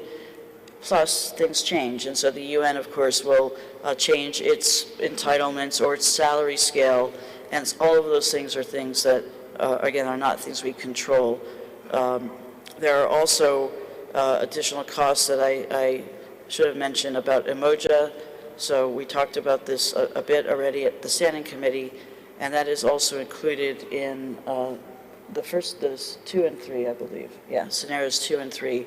And these are the costs that used to be borne out of our program support costs, the PSC, but because the way of calculating Emoja costs changed dramatically, and this was a decision in UN headquarters by member states, they said we want to change the formulation, and there were winners and losers when they made that change, and the UNEP and the bodies that it supports as a secretariat also were not benefiting from that change. So it really increased our costs, and the Standing Committee agreed that we should propose that those costs be folded into our core costs because they're corporate costs. They're the costs of doing business. So coming to the staff positions that we are proposing, the first is a position that it exists already. It's existed since, I could check the exact date, but in the early 2000s it was established, and it's the Deputy Executive Secretary post. It was vacant when I came to the CMS Secretariat, and it's the only P5 that the Secretariat has as part of its core budget, the only one. So all of the rest of our staff, in terms of the P staff, are either P2 or P4, and we have one P3, and that's it for our P staff. So it's a very, very flat structure. And without that deputy position being filled, there's several implications. The first is about reporting lines, and right now, with that flat structure, I have a lot of people reporting directly to me because they're P4 staff. There's no one else for them to report to. And it's not appropriate. It's not easy for me either because I have a lot of direct reports. And I mean, I love doing it, but you know, it's much better structure is to have someone in between me and many of the staff, not all, to be able to do the oversight and work with them and also give more time to them in that way. Another implication is I'm pretty much, you know, chained to my desk a lot of the time because there's so many things I cannot delegate because I have no deputy to delegate them to. And so there are many, many things. Emoja has lots of programs I have to literally go on to, click, clear, review, and it's extremely time-consuming. So it's just, I don't think it's the best use of the Executive Secretary's time to be doing so much operational and so much administrative work. It's not a good use of your funding. It also doesn't allow me to do what I should be doing more of, which is going out, trying to get more parties to CMS, which I really want to do and think should happen after this COP, as well as trying to raise more funds and the more strategic and programmatic work that I think I should be bringing. So that is a really key priority. It's vacant because we don't have sufficient funding right now. The second position is an aquatic staff team member, a P2 level. The reason for this is because when looking at our three main taxa teams, and I'll say that we don't just have those three taxa, we have at least one insect and some reptiles, but mostly we have three big taxa.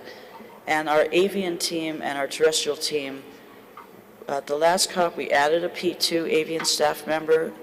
Still very busy for just those two staff. We have some additional staff that are on temporary assignments that we get through voluntary funding.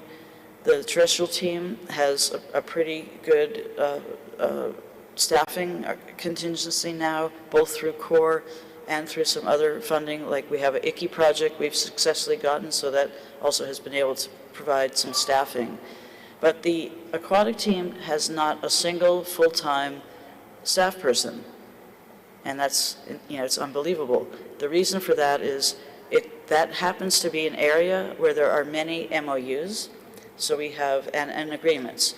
So we have ASCOBANS, we have the Sharks MOU, and we have IOCA MOU, as well as Dugong, which is, you know, handled out of our Abu Dhabi office, but still is part of that team. And the head of that team is a P4, and not all of her time is for CMS, because she has part of her time overseeing those. So we have no single person that's actually working to implement CMS aquatic issues. We have a percentage of time from one of those MOU staff members, but otherwise we're really struggling to be able to properly address the aquatic issues. And if you have a look at our State of the World's Migratory Species report, you'll see that the CMS listed species, the fish species, are actually some of the most in trouble in terms of the CMS listed species. So we need to be focusing in these areas. We need to be able to get to the table on issues in Dualis. We couldn't go to most of the BB&J meetings, and that's a real shame, and we need to be present and have someone to support us. Now the next is moving out of the programmatic area. Our document production, our conference services team is also pretty small. And in fact, the two wonderful women who are producing all of your documents, not only for the COP and our big meetings, but also, all of the smaller meetings that take place. They're at the G4 level, and at the current moment, we're in the process actually of finalizing our reclassification that we had to do in line with UN HR guidance, as well as an independent study that we needed to change some of our classifications, but it will still be just G5 positions and 2 people. And that means we have no document officer, we have no editor. And if you look at other MEA secretariats, they largely have either one or sometimes both of those positions. And I know, for example, CBD, take an example where I used to be, the editor is a P5. I mean, it's a very high-level position. It's a really important job. And so we're just proposing one person at a P2 level, the entry, P2 level, not a P4 or P5, and it will relieve the fact that other people, including me, are doing that job. Reviewing documents, making sure there's quality control, setting agendas, looking at the document flow, looking at the style guides, making sure it's all coming up on the web. I mean, there's a huge amount of work with documents, and we really need someone at the P level to come in and take on that role. Finally, in terms of staffing, I mentioned we have a small conference services team, and we have several G staff in that team.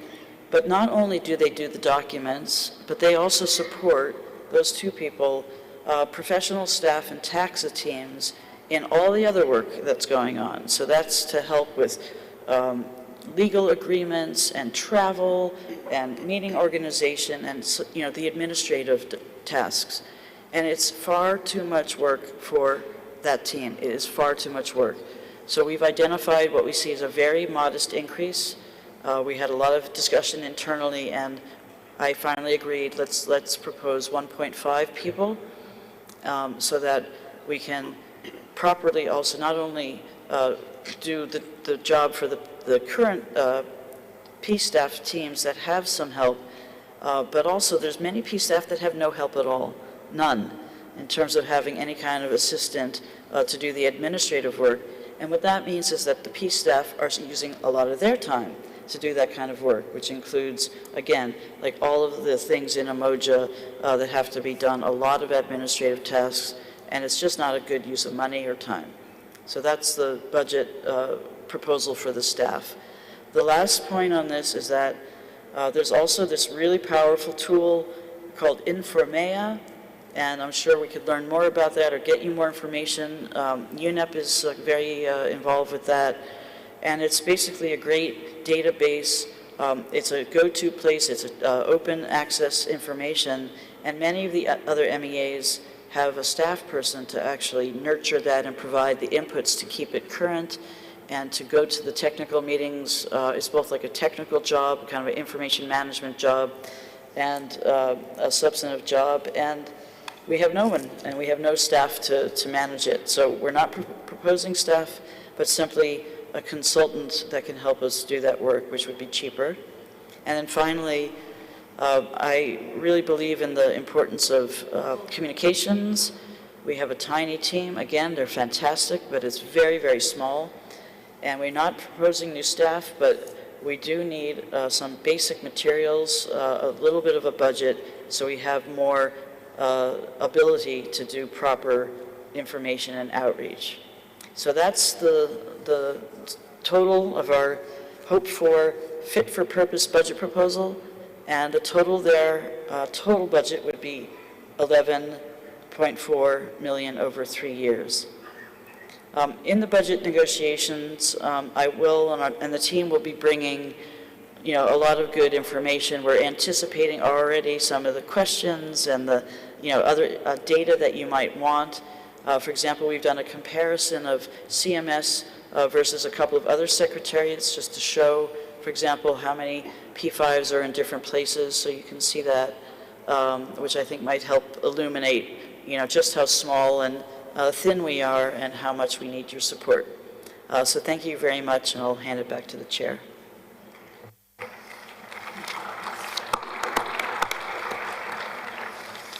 Thank you, Amy and Secretariat, for that very useful introduction to the paper.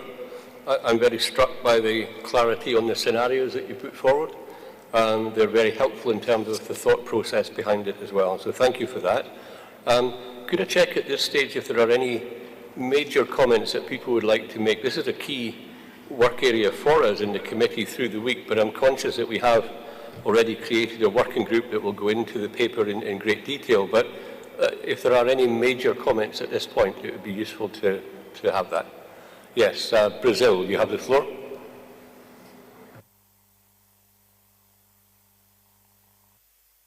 Thank you, Mr. Chair, for giving the floor. Since it's the first time our delegation takes the floor, we'd like to congratulate the government of Uzbekistan for hosting the 14th Conference of the Parties to CMS, and thank for the warm welcome we all received in this beautiful city of Samarkand. We also would like to congratulate you for your election as the chair of the Committee of the Whole. We wish you a week of fruitful work and all the best in leading us. Rest assured that you can count on the support of the Brazilian delegation. We thank the Secretariat of the Convention for preparing document 13.2, which provides us with the proposed budget for the 3-year period of 24-26, with three different scenarios, as was requested in Resolution 13.2, Financial and Administrative Matters. We thank the Secretariat for successfully carrying out the first extraordinary meeting of the Conference of the Parties of CMS in November 2023, during which a provisional budget was adopted, a measure that became necessary due to the adjournment of the current session of the Conference of the Parties. Regarding the budget proposal under discussion, Brazil is of the opinion that we cannot disregard the difficulties experienced by several of the parties to this convention, particularly developing countries, in remaining compliant with their annual contributions. These difficulties evidently reflect circumstantial and structural problems experienced in recent years, with the slow post-pandemic recovery, the increase in prices of essential products, and the worsening of inequalities between developed and developing countries. For these reasons, our preference would be budget scenario 1.0 nominal growth. We do understand that this option would demand some cuts on current activities of the Convention, but we also think that, given the circumstances, some creativity might be necessary in obtaining and allocating the resources in order to avoid overburdening parties. But of course, we are open to hearing the opinions of other delegations on this matter. Regarding the draft resolution contained in Annex 2 of the document, we were surprised to see that the version of the document that was available until last week included a proposition that countries with contributions in areas of 3 years or more should be denied the right to submit any meeting documents, including listing proposals. As we all remember, a similar proposal was discussed and rejected during COP14, with strong opposition from Brazil and countries in our region. Our reason for opposing such a rule is very simple. In addition to being discriminatory in relation to developing countries, which face more difficulties in keeping their contributions up to date, it would represent a penalty for the Convention itself and its objectives, and in the end, for the migratory species that we all want to protect. We are happy to see that this proposal was removed from the revised version of this document, which was circulated last week. Thus, although Brazil still considers the loss of the right to vote and to hold office in convention bodies to be extremely severe sanctions that end up affecting particularly developing countries, we will not oppose the language proposed for the aforementioned paragraph 10, given that it reflects decisions adopted in previous COPs. We will be happy to work together with other delegations in the working group on budget. Thank you.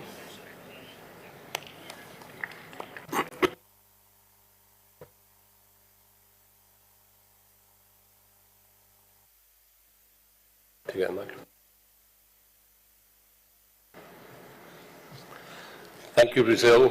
We note the comments. I think the Secretariat would like to make a comment at this point, but we will refer these comments into the working group as well. So thank you for that. Secretariat? Yes, thank you, Mr. Chair, and thank you, Brazil, for that observation. I thought I should actually speak to it since you raised it. And I want to apologize on behalf of the Secretariat because there was an error to include that text in the document that was published. What happened was there was a version of the resolution that was sent into COP14, and that was where that came from. And I saw it and I realized it, and we revised it immediately, not soon enough, but that's why. It should not have been in there in the first place. So it was our mistake. And I recall that discussion, so thanks for refreshing our memory, though, on that. The second point you made me think of is also to mention that there are also a number of policy topics related to arrears that were discussed by the Standing Committee. I just want to bring those to the attention of the parties. So there had been discussions during both I think both standing committees, in fact, the past two standing committees that we had in the intersessional period, on the current text in paragraph 10 of the resolution, which is what talks about the consequences of being in arrears of 3 or more years. And there was a discussion about whether, first of all, if there needed to be any kind of clarification of some of the terms in that paragraph. For instance, it talks about not having eligibility for holding office in a CMS body. And one question was, well, what does holding office mean? Does that mean, and we said that it had been usually interpreted as being a member of the Standing Committee or being a member of the Sessional Committee or the chair of those bodies. But it's not been stated by the COP, it's just been the practice and our understanding. The second terminology question was, what is a CMS body? And our explanation from the Secretariat was, our understanding was that that is the COP or the Sessional Committee or the subsidiary, the Standing Committee. So, but it doesn't necessarily mean a working group. And that question came up. Should it be a working group that gets established or not? So those are just 2 points just to bring to your attention from the Standing Committee. And the conclusion of the Standing Committee was that that needed to be discussed by the COP, and they had no ability to make those changes. The last such kind of policy question also came up in terms of what happens if during, when someone gets appointed into a position, let's say they are chair or a member of one of these bodies, so they are an officer in one of our CMS bodies, but what happens if they fall in arrears during the intersessional period? And I explained to this Standing Committee that I had no authority to take any action in that case. There's no guidance from the COP on that situation. And so again, that's an issue that this body may well wish to consider in its discussions. Thank you. Thank you, Secretariat, for that additional comment. Are there any other comments at this stage? We will take these points into the working group, of course, and report back to this committee through the week. I don't see any other requests for the floor, so thank you, Secretariat, for that introduction to the paper. We will then refer it to the working group, and it will come back once they have deliberated on the content. Thank you for that. Can we then move on to item 13.3, which is resource mobilization? And it's very good to see senior representation here from GEF at this meeting, and this paper covers some of the relationship between CMS and GEF. So Again, could I ask the Secretariat to introduce 13.2, please? Document 13.2. Sorry, 13.3, sorry. Thank you very much, Mr. Chair.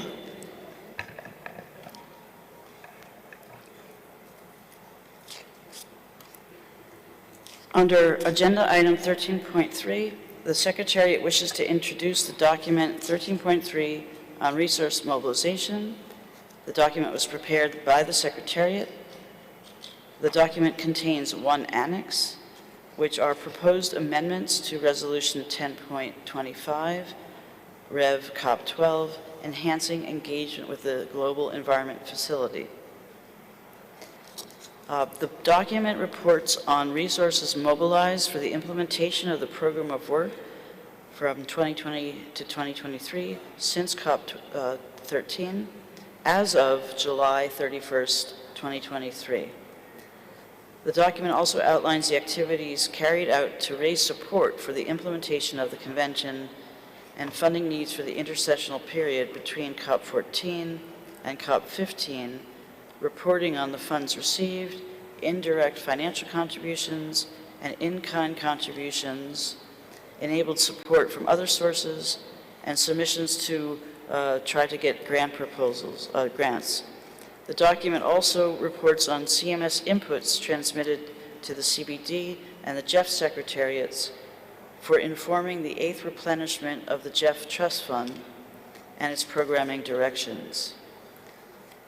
The document highlights that the GEF 8 programming directions provide multiple entry points for the implementation of many CMS mandates, and that CMS also joined the steering committee for the implementation of the GEF 8 integrated program on wildlife conservation for development, which is led by the World Bank. Amendments to Resolution 10.25 reflect these necessary updates, encouraging CMS focal points to include CMS priorities as outlined in the Strategic Plan for Migratory Species 2024 to 2032 in their NBSAPs, and strengthen collaboration with GEF and CBD focal points to fully benefit from the GEF funding available. The Secretariat is also requested to further engage with the GEF. The recommended actions for the COP are to first provide guidance to the Secretariat on resource mobilization and further engagement with the GEF, and second, to adopt the draft amendments to Resolution 10.25, Rev. COP12, contained in Annex 1 of this document. And I just want to close by this introduction by saying that because of the mandate we had out of COP13, we had actually a very successful engagement with the GEF Secretariat and through the CBD process for providing our priorities. And in fact, for the first time ever, the CMS convention was actually included. The words, the CMS convention, is in the GEF programming for GEF 8. So it's actually there, it's in the integrated program on wildlife, and I think it's in a couple of other places. And you've heard Carlos Manuel Rodriguez today, the CEO of the GEF, who came to this COP for the very first time to really show the interest of the GEF in continuing to support parties in their work on biodiversity, whether it be through one type of convention or another, because the animals don't know the difference and the nature doesn't know the difference. And I'm very grateful to Carlos Manuel for being here and supporting CMS parties to that end. Thank you. Thank you, Secretariat, once again for that introduction. We're asked to provide guidance to the Secretariat on resource mobilization and further engagement with GEF at this point. So, any comments or interventions, please? Yes, United Kingdom. Thank you.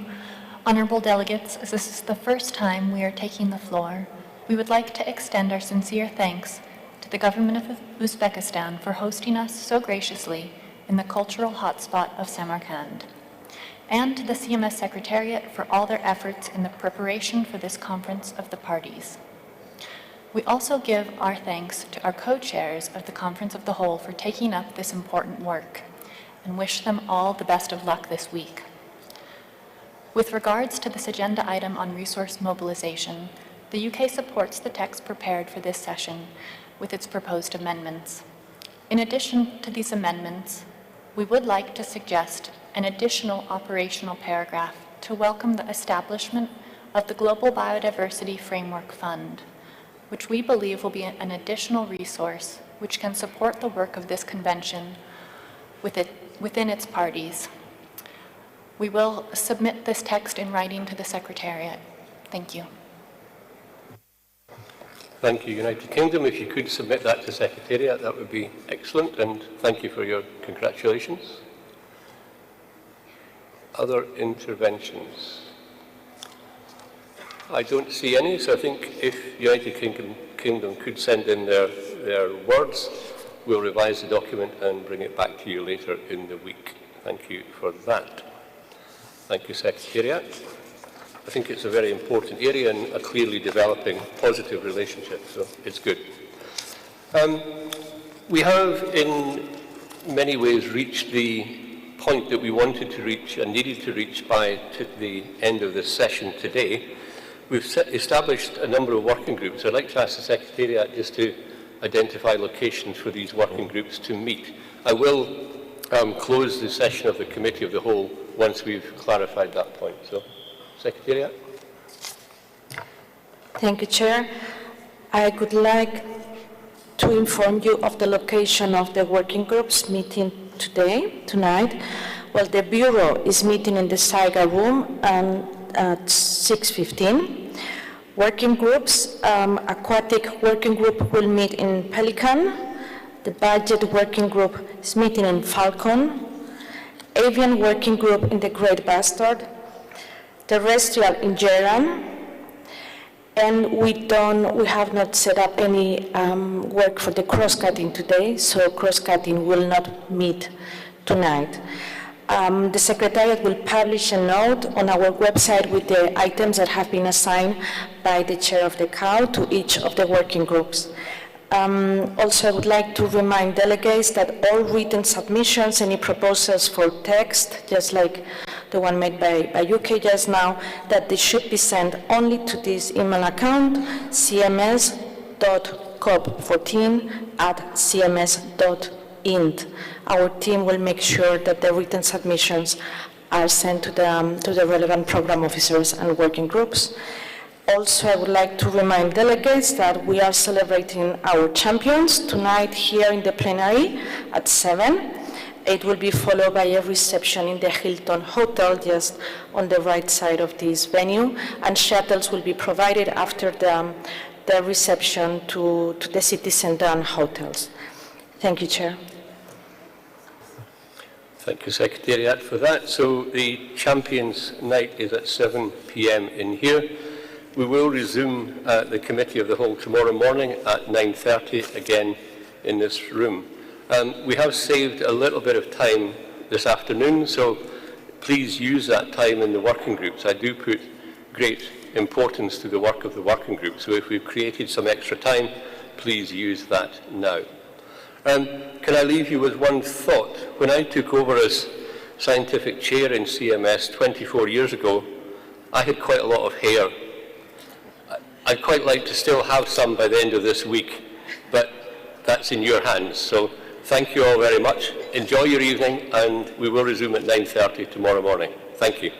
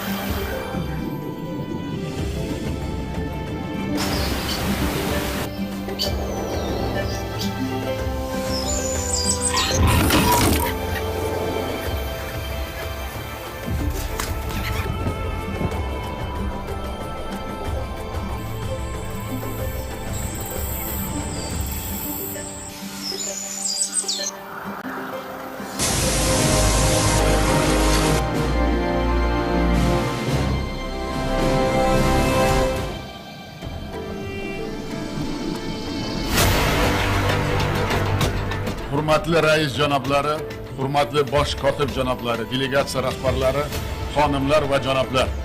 Hozirgi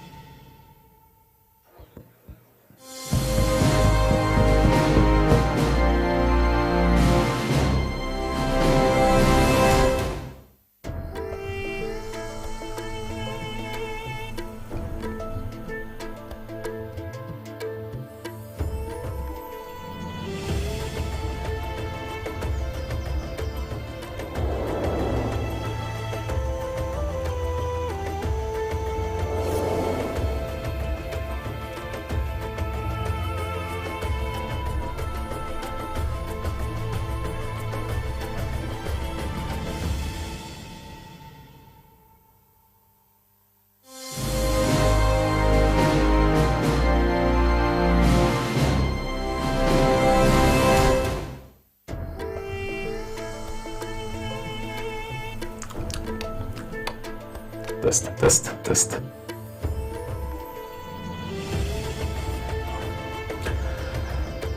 Ladies and gentlemen, welcome everyone to Champion Night. I'm Nader Mohamed Hanif, and it's great pleasure for me to be here with you tonight. This night is meant to be a night of celebration, to reward commitment, hope and passion for conservation. We're here to pay tribute to those who believe in important causes, such as those of CMS, and commit to turning aspirations into reality by championing solutions. And first of all, before the starting of the awarding ceremony, we would like to give the floor to Ms. Anna Franco, the CMS Executive Secretary, to say a few words and provide a brief overview of the program. Please join us.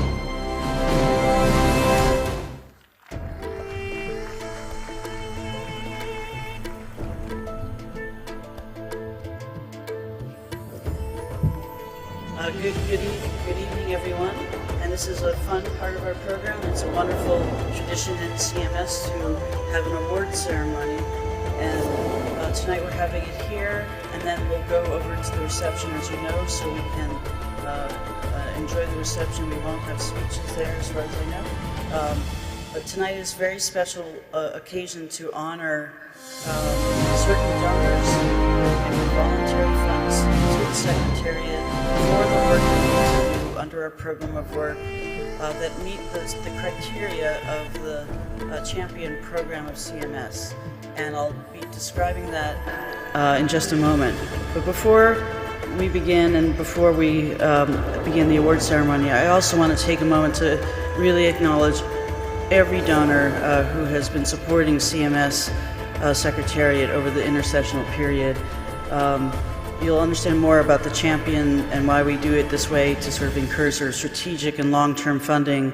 But all of the funds that we've been received, I hope you know how grateful we are for that funding, and it has allowed us to produce things, including that State of the World's Migratory Species report that was launched today, and that last I checked has reached over 2 billion people, okay? So it's a big, yes.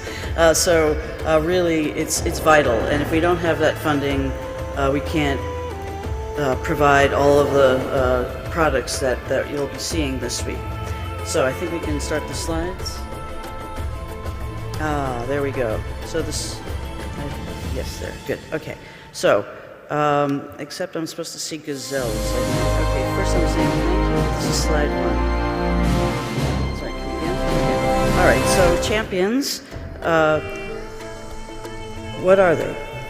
First, champions can be governments, they can be corporate entities, they can be organizations, they can be individuals, which support the CMS family of initiatives. It's not just CMS, I should also say it's also our family, which we talk about, including AEWA and UNEP and ASCOBANS.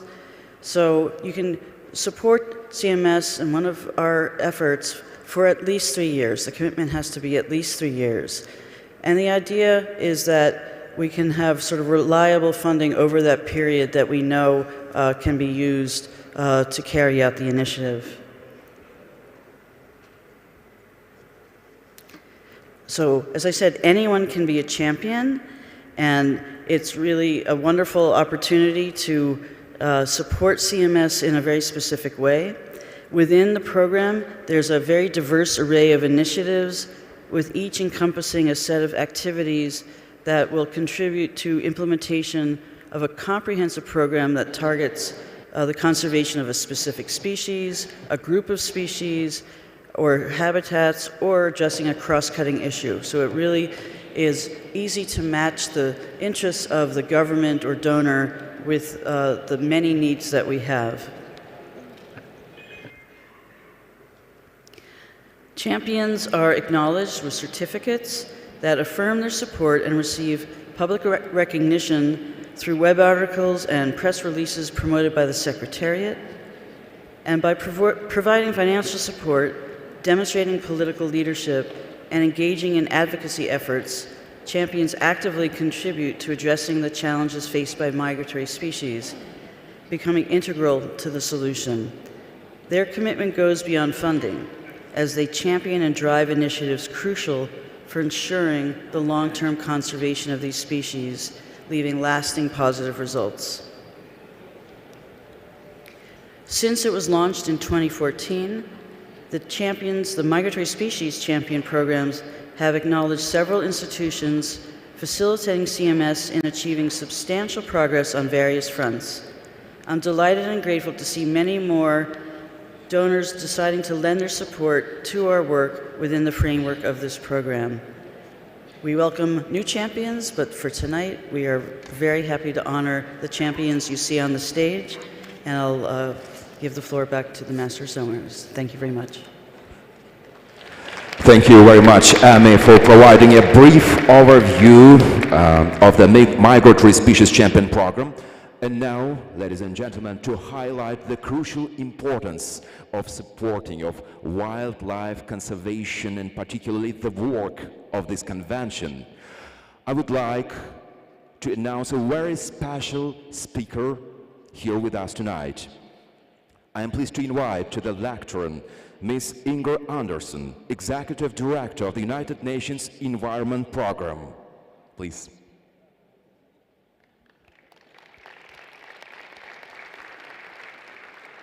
Thank you very much.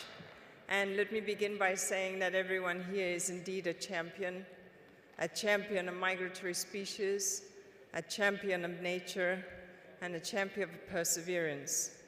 Because being a champion is when you come in with heart, body, and soul commitment. And I believe that everyone who comes to the CMS comes not from a 9-to-5 perspective, but comes because you care about nature, comes because this is your life's work, as I consider it mine. And I want to thank everyone here for being that champion and being that supporter of this absolutely monumental and incredibly important task. But to be a champion, you also need to have someone that writes the checks. And that is also something which we are most deeply grateful for. And as you just heard from my dear friend Amy Frankel, who is Executive Secretary, we are here also to honor those. Because champions are those brave heroes, and the CMS have honored brave heroes over the years, as Amy said, who stood up and who spoke inside their ministries and inside their organization for something that may be not on everybody's front burner, but said, hang on a minute, when we protect migratory species and their flyways and their migratory paths, we're not just doing good for nature, we are doing good for the world and for the planet. So tonight's champions do not fight with swords, they fight with pens by which they enable that a check is written, and for which we are very, very grateful. And they have stood up inside their ministries and said that migratory species matter. And that pen that has then enabled these funding is what we recognize. And so we are recognizing some incredible champions. We'll hear more about them as they get announced. But my thanks goes to every one of these champions as well as the champions in the audience. But the champions here on the stage are doing far more than providing financial support, because your support is allowing the CMS to make strategic planning and enable the implementation of the decision that the COP membership takes. And how then the COP membership can enable that the Kunming-Montreal Global Biodiversity Framework elements that are relevant to CMS can get rolled out. And many of us have heard today and know very well that migratory species are being decimated, and the report that was launched this afternoon by our Secretariat speaks to that so very clearly. But it also says that we can turn this around. It also says that conservation works, because nature is incredible, and when we give it just half the chance, it will bounce back. I've often said that nature forgives us our trespasses much more than we maybe know. And so that is what we are encouraging today, and that is what we are celebrating. We have much to be grateful for, and my thanks to every one of these champions and to the wider body of donors and partners who may not be on the stage this evening, because as Amy rightly said, the only way that this work gets done is by kind contribution, be it in financial terms, be it in sweat equity, be it in science, but all of those contributions matter and matter greatly, and for which we are incredibly grateful. Thank you very much. Thank you very much, Ms. Anderson, for joining us tonight, for your precious remarks. We truly appreciate your presence and meaningful words. Once again, we would like to thank Ms. Anderson. Now we enter the core of the award ceremony. Tonight we are delighted to present a total of 9 new champions and recognize their outstanding contributions to initiatives ranging from addressing illegal killing, taking and trade of birds to strengthening dugong conservation and mammal conservation in Central Asia, just to name a few examples. I welcome Ms. Frankel back on stage for the exciting part of presenting the awards. Please.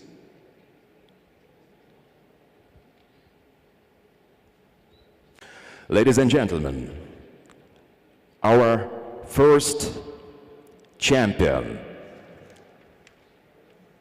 is the European Commission, which is recognized as Champion Plus for their contribution towards addressing illegal killing, taking and trade of birds in the Mediterranean for the period of 2023-2028.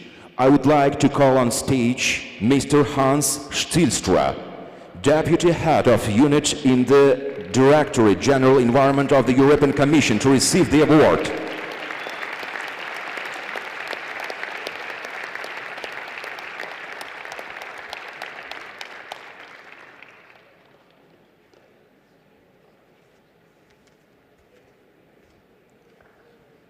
Well, thank you very much for this Champions Award. I'm really honored to receive it on behalf of the EU. We, on the European side, are absolutely a big supporter of the work of the Intergovernmental Task Force on illegal killing and taking and trade of migratory birds, which happily also has an abbreviation, namely MICT. That makes it a lot easier. And really, we've supported it ever since its conception, and we are happy to provide financial support for its work. I think it's a very good example of the kind of cooperation, multilateral cooperation, that is essential for biodiversity. And in general, and for the preservation of migrating species in particular.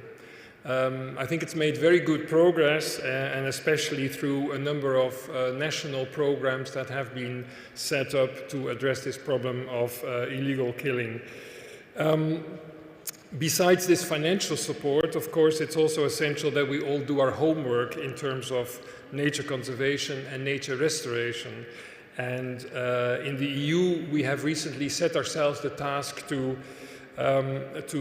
restore ecosystems also outside the more traditional classical protected areas, so also in forests, also in agricultural land, and also in urban environments, which will not be an easy task, that is for sure.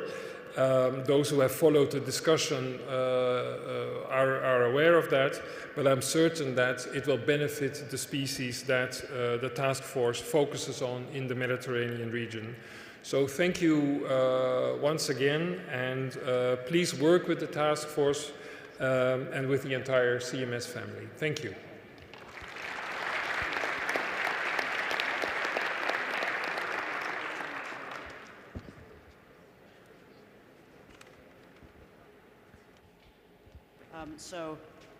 This is on, yes. So I missed my first cue, so we did that one in a little reverse order with my apologies, Hans. So I wanted to also acknowledge the work of the Commission, which is a long-standing supporter of CMS work. It's not a new champion. but it has in particular been strongly supporting the CMS Task Force on the illegal killing and trade of migratory birds in the Mediterranean, or MICT as it's called. And this has really become a real incredible model that we've developed and learned from, and now it is the model that we're actually trying to replicate in other parts of the world. So it's really exactly the kind of thing I think that donors want to see, is to see sort of a test, see results, and then see it replicated elsewhere. So we're very grateful to the Commission for funding the work of this task force and for this generous support. So thanks again, Hans. Thank you. And now we can proceed with the next champion. Our second champion tonight is the federal government of Germany, which is recognized as Champion Plus for its contribution towards the conservation of Sahelo-Saharan megafauna for the period 2021-2024.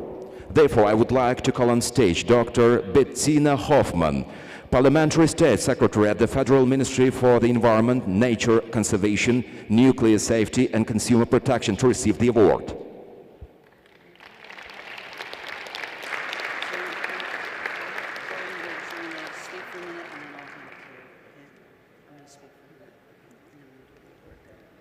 So the Federal Republic of Germany, which is also our host government for the Convention Secretariat in Bonn, through the Ministry for the Environment, Nature, Conservation, Nuclear Safety and Consumer Protection, or BMUV, has provided continuous support to CMS over the years. We are very grateful for another generous grant provided for the project addressing the illegal hunting of Sahelo-Saharan megafauna. The vast arid environment of the region is home to many migratory species occurring in challenging geopolitical landscapes. The CMS-listed Sahelo-Sahara species include some of the most critically endangered ungulates in the world, such as the iconic addax, of which there's only about 100 left in the wild in Niger, and the Dama gazelle. This contribution has been critical for bringing together the Sahelo-Saharan megafauna range states to agree on collective strategies to save and conserve these important species, which is also an agenda item here, so you'll see that in the program. I want to thank you very much, Germany, and Dr. Bettina for being here to accept the award.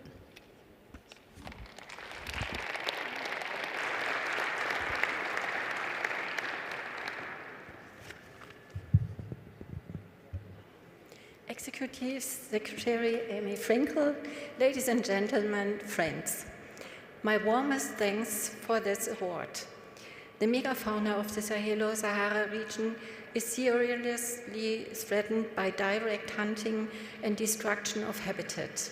These include various charismatic antelope and gazelle species, as well as the Barbary sheep. The Addax antelope and the Dorcas gazelle are among Africa's most critically endangered animals.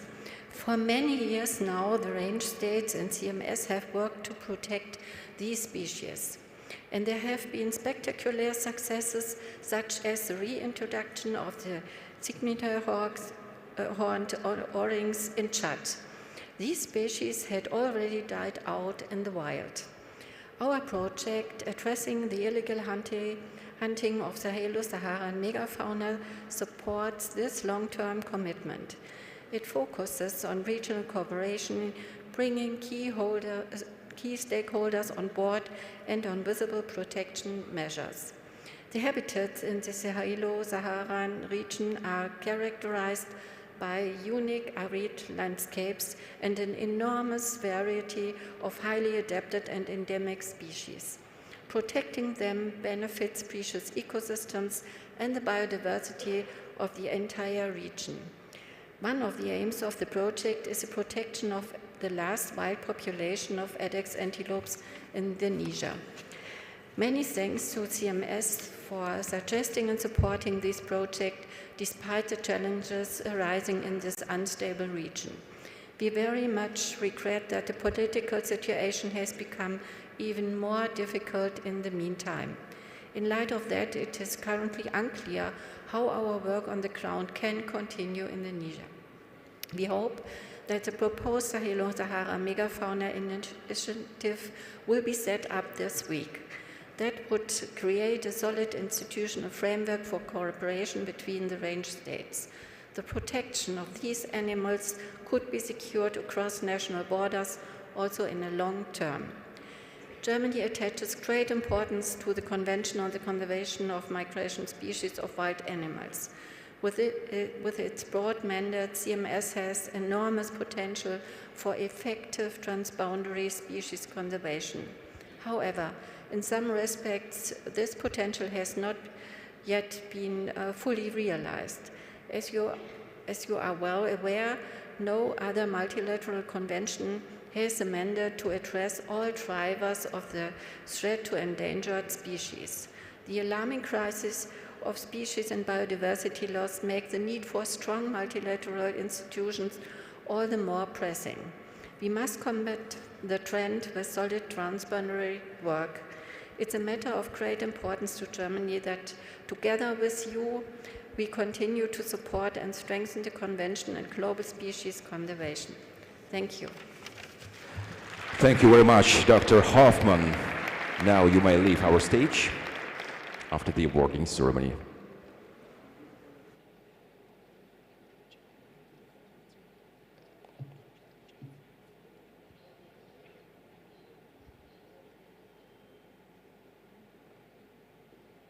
Our congratulations.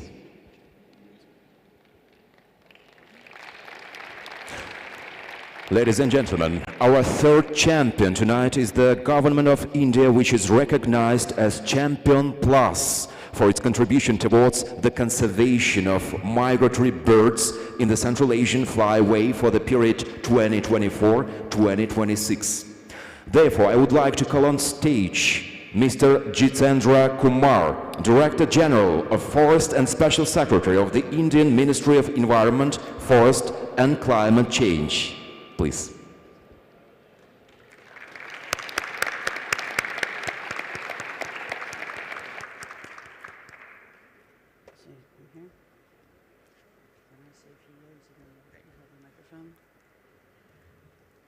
So I remember when at COP14, and it was actually the Honorable Prime Minister Modi made a statement about the Central Asian Flyway, and there's been a lot of work that's happened since then.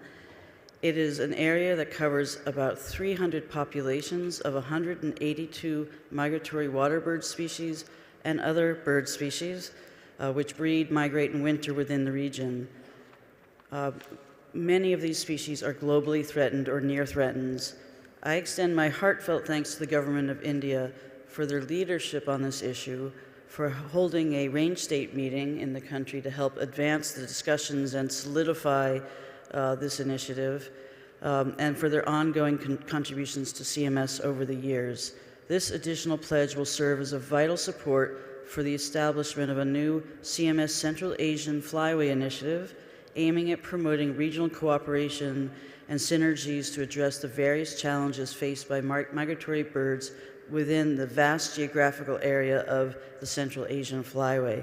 Thank you very much, Mr. Kumar, and through you to the Government of India, and please a few words.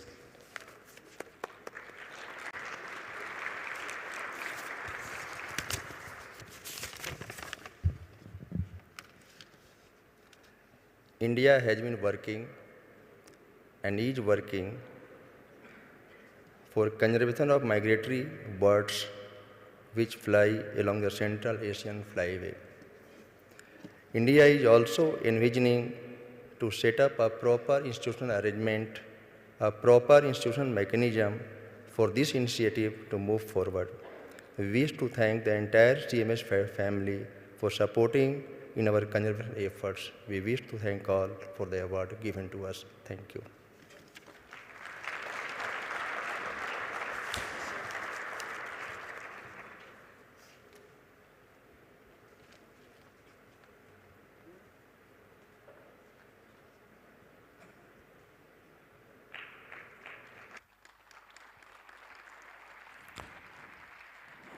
Thank you very much, Mr. Kumar. We sincerely congratulate you.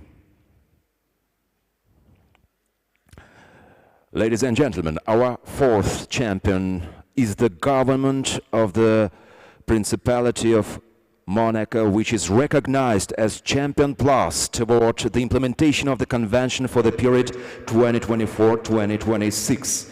I therefore would be like to call on stage Miss Celine Van Claveren Impagliazzo, Head of Division of the Department of External Relations and Cooperation at the Ministry of Foreign Affairs and Cooperation of Monaco, to receive the award.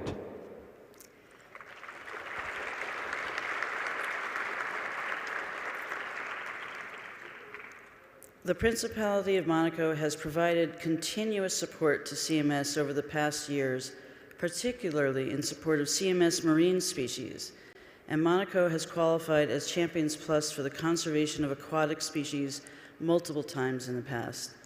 This year, the generous grant pledged by the Principality of Monaco for the implementation of the Convention for the coming period of 2024 to 26 not only maintains the consistent backing for CMS Marine agenda, but also allocates additional funds in support of other species initiatives. We express our sincere gratitude to Monaco for its commitment to making a meaningful and lasting impact on preserving migratory species. Their support significantly contributes to the success of CMS initiatives and the achievement of broader conservation objectives.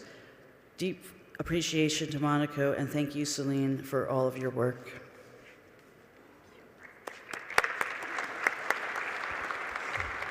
Thank you very much. So the Principality is very proud of being a champion for many years. As Amy said, yes, we've been focusing on marine species because historically and geographically, we are really turned towards the sea in Monaco. Our marine territory is 15 times bigger than our terrestrial one. For those who know Monaco, it's a very, very small country. This is why marine species were our priority. But with the recent adoption of very ambitious and important instruments, such as the GBF, and recognizing the role that CMS has in implementing some of their targets, if not all, Monaco decided to raise its amount of the voluntary contribution in order to cover cross-cutting issues, and especially the ecological connectivity. Thank you. Thank you very much, Celine. The exciting part of the ceremony is awarding.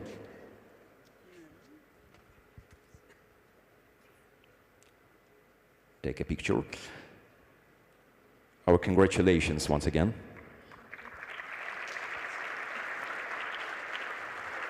Ladies and gentlemen, our fifth champion is the government of the United Kingdom, awarded as champion for their contribution towards addressing illegal and unsustainable taking of migratory species for the period of 2024-2026. Therefore, I would like to call on stage Miss Caroline Daisley, team leader for CITES and CMS, and the CMS focal point at the Department for Environment, Food and Rural Affairs, DEFRA, to receive the award.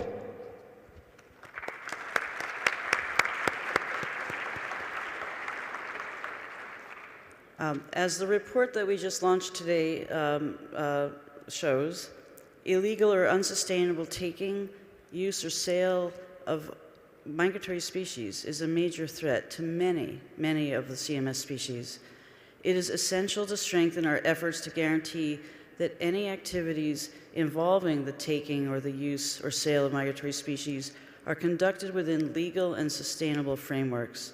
This is not only crucial for the survival of these species, but also for safeguarding the invaluable contributions they make to ecosystems and human well-being. I would like to express my sincere appreciation for the generous support provided by the United Kingdom in advancing our collective efforts to address this urgent issue. This contribution will support the establishment of a new initiative on the illegal and unsustainable taking of migratory species and will strengthen cooperation and implementation of relevant actions. We are very thankful, Caroline, to the government of the United Kingdom and extremely pleased to acknowledge the UK as one of the new CMS champions.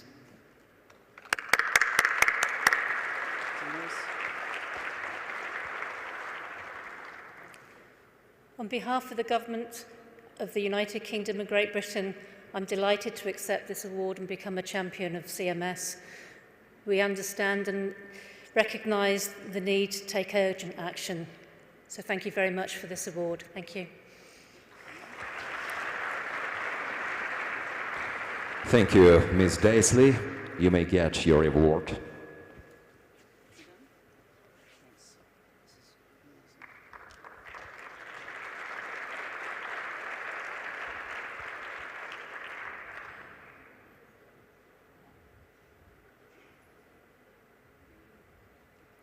Once again, we congratulate Ms. Daisley. You may now leave the stage.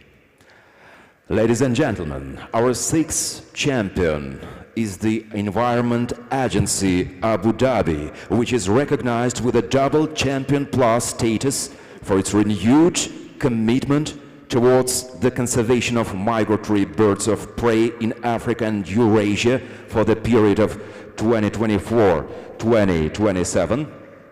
And also for the conservation of dugongs and their habitats for the period 2024-2027. Therefore, I would like to call on stage Dr. Salim Javed, Division Director, Terrestrial and Marine Biodiversity of the Environment Agency Abu Dhabi and EAD team to receive the award on behalf of the Secretary General, His Excellency Dr. Shaikha Al-Daheri.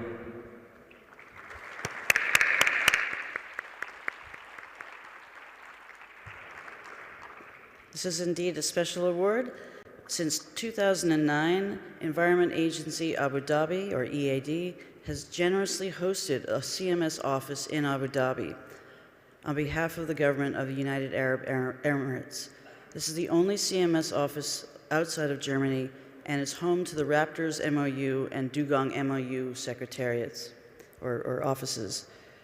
For nearly 15 years, the UAE has showcased exceptional leadership by playing a vital role in both co-developing and supporting the implementation of these two MOUs. The pledges for this coming period, 2024-2026, and you might recall I signed the new donor agreement just yesterday with the Secretary General, will enable the operation of the CMS Office Abu Dhabi and further implementation of activities and conservation efforts needed for birds of prey and dugongs and their habitat. UAE's ongoing commitment remains instrumental in our collective achievements for the conservation of migratory species.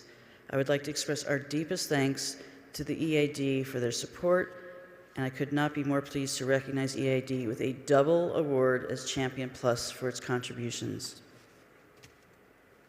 Thank you very much.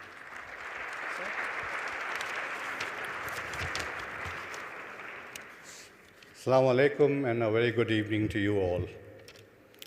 Let me begin by thanking the government of Uzbekistan for the wonderful organization of the COP so far and their generous hospitality.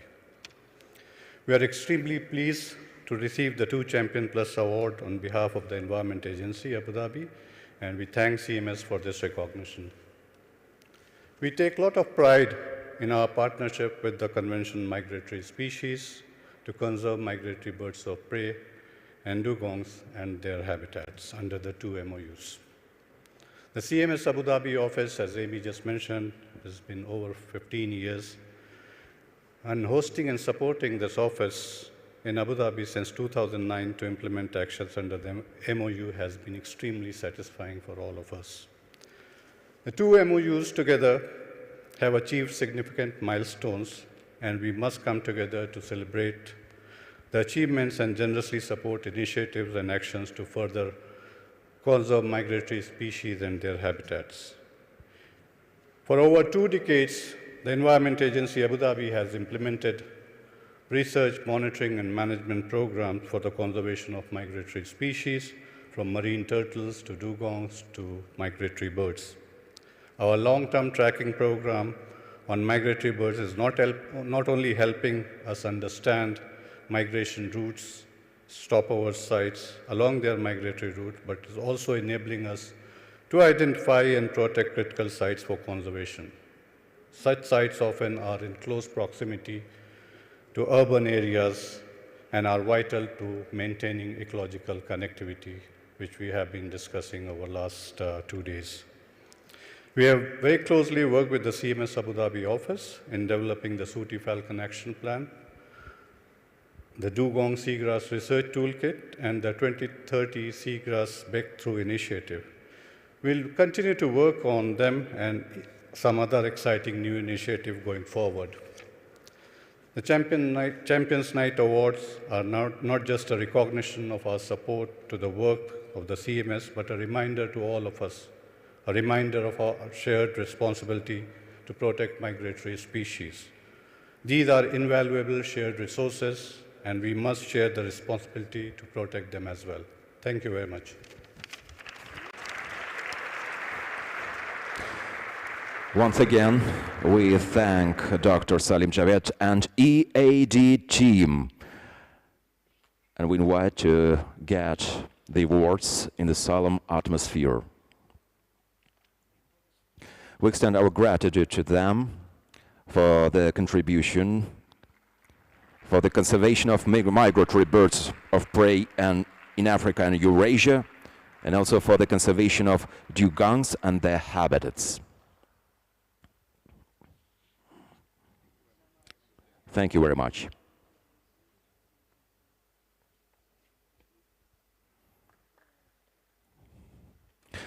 Ladies and gentlemen, our seventh champion is the National Center for Wildlife of the Kingdom of Saudi Arabia, awarded as champion for their contribution towards addressing illegal hunting, taking, and trade of migratory birds in Southwest Asia for 2024-2026. Therefore, I would like to call on stage Mr. Ahmed Albu, General Manager at National Center for Wildlife, who receives the Champion Award on behalf of the National Center for Wildlife, Dr. Muhammad Ali Kurban, CEO of NCW.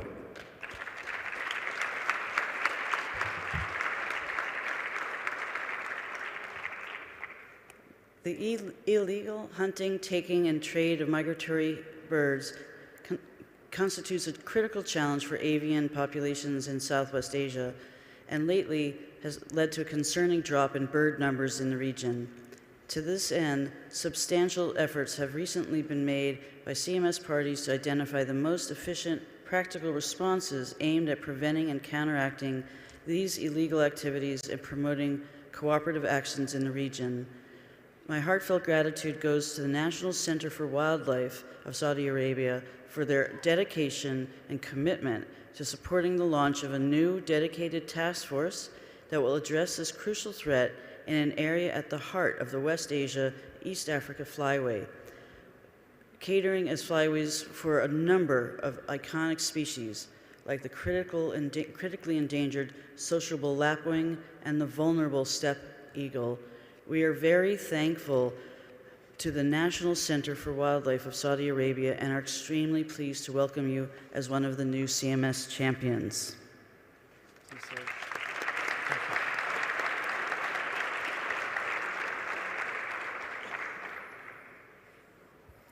Assalamu alaikum wa rahmatullah.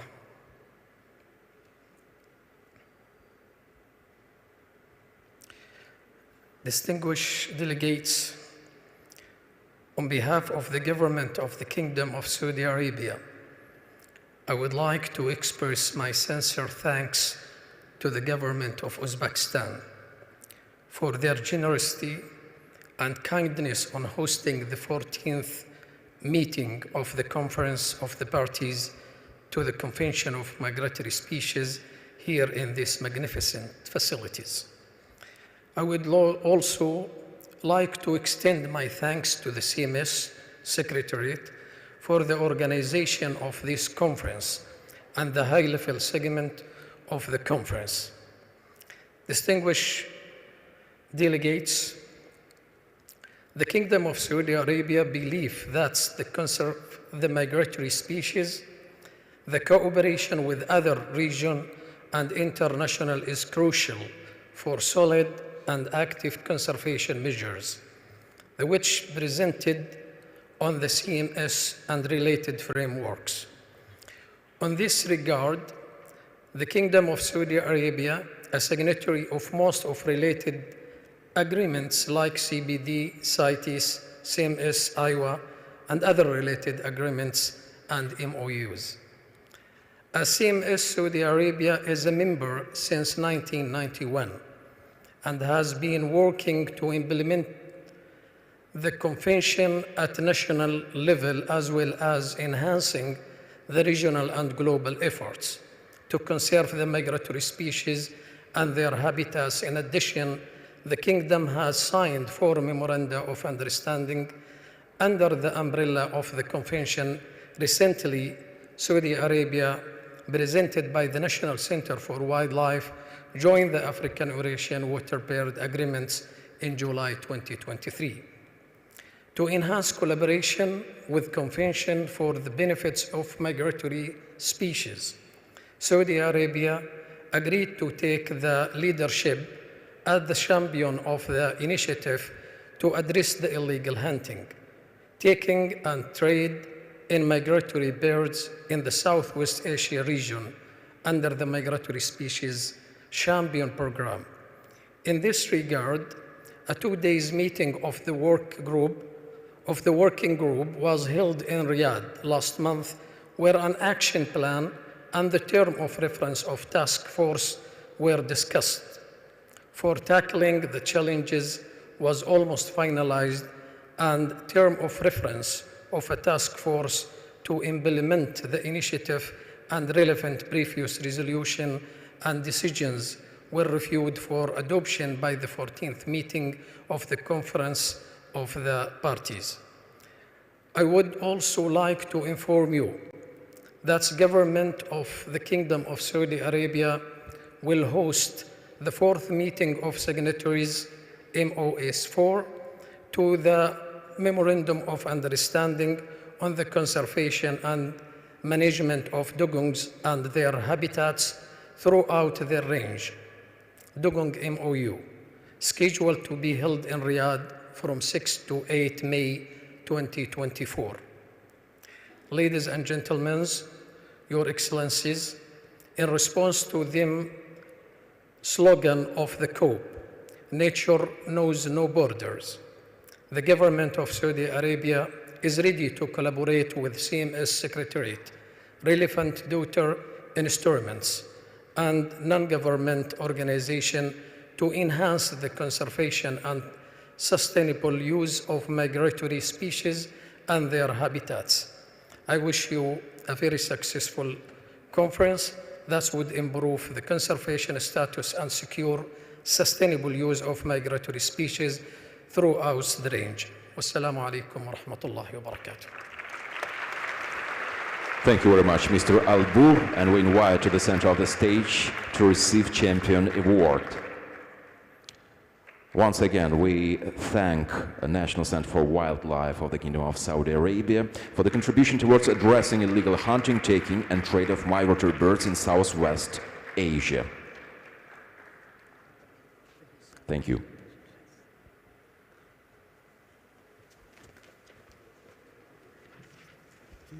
Ladies and gentlemen, our 8th champion tonight is the German Federal Agency for Nature Conservation, BFN, awarded Champion Plus for its support to the conservation of Central Asian mammals for the period 2020-2023. Unfortunately, BFN is not presented here tonight, but I would like to call on stage once again Dr. Bettina Hoffmann, Parliamentary State Secretary at the Federal Ministry for the Environment, Nature Conservation, Nuclear Safety and Consumer Protection, to receive the award on behalf of the German Federal Agency for Nature Conservation. Here we are in Central Asia, so this is a very important award tonight. And it's one of the last remaining global migration hotspots. The vast steppe, desert, and mountain ecosystems of this region house iconic migratory mammals such as the saiga antelope, the Mongolian gazelle, and the kulan.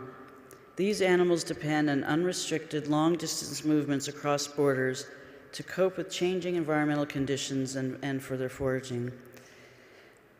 The contribution that the International Academy for National Conservation of the German Federal Agency for Nature Conservation provided in support of the Central Asian Mammals Initiative for 2020 through 2023 has been instrumental in strengthening the conservation of these migratory mammals, as well as the connectivity and integrity of their habitats.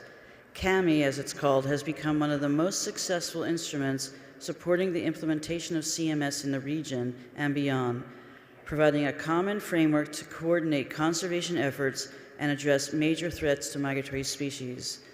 We are very thankful to BFN for their commitment and delighted to recognize them as Champion Plus. We're sorry that they're not here with us tonight, but are pleased that Bettina Hoffman can take the award on their behalf, and we will give them a ceremony when we're back in Bonn together. Please.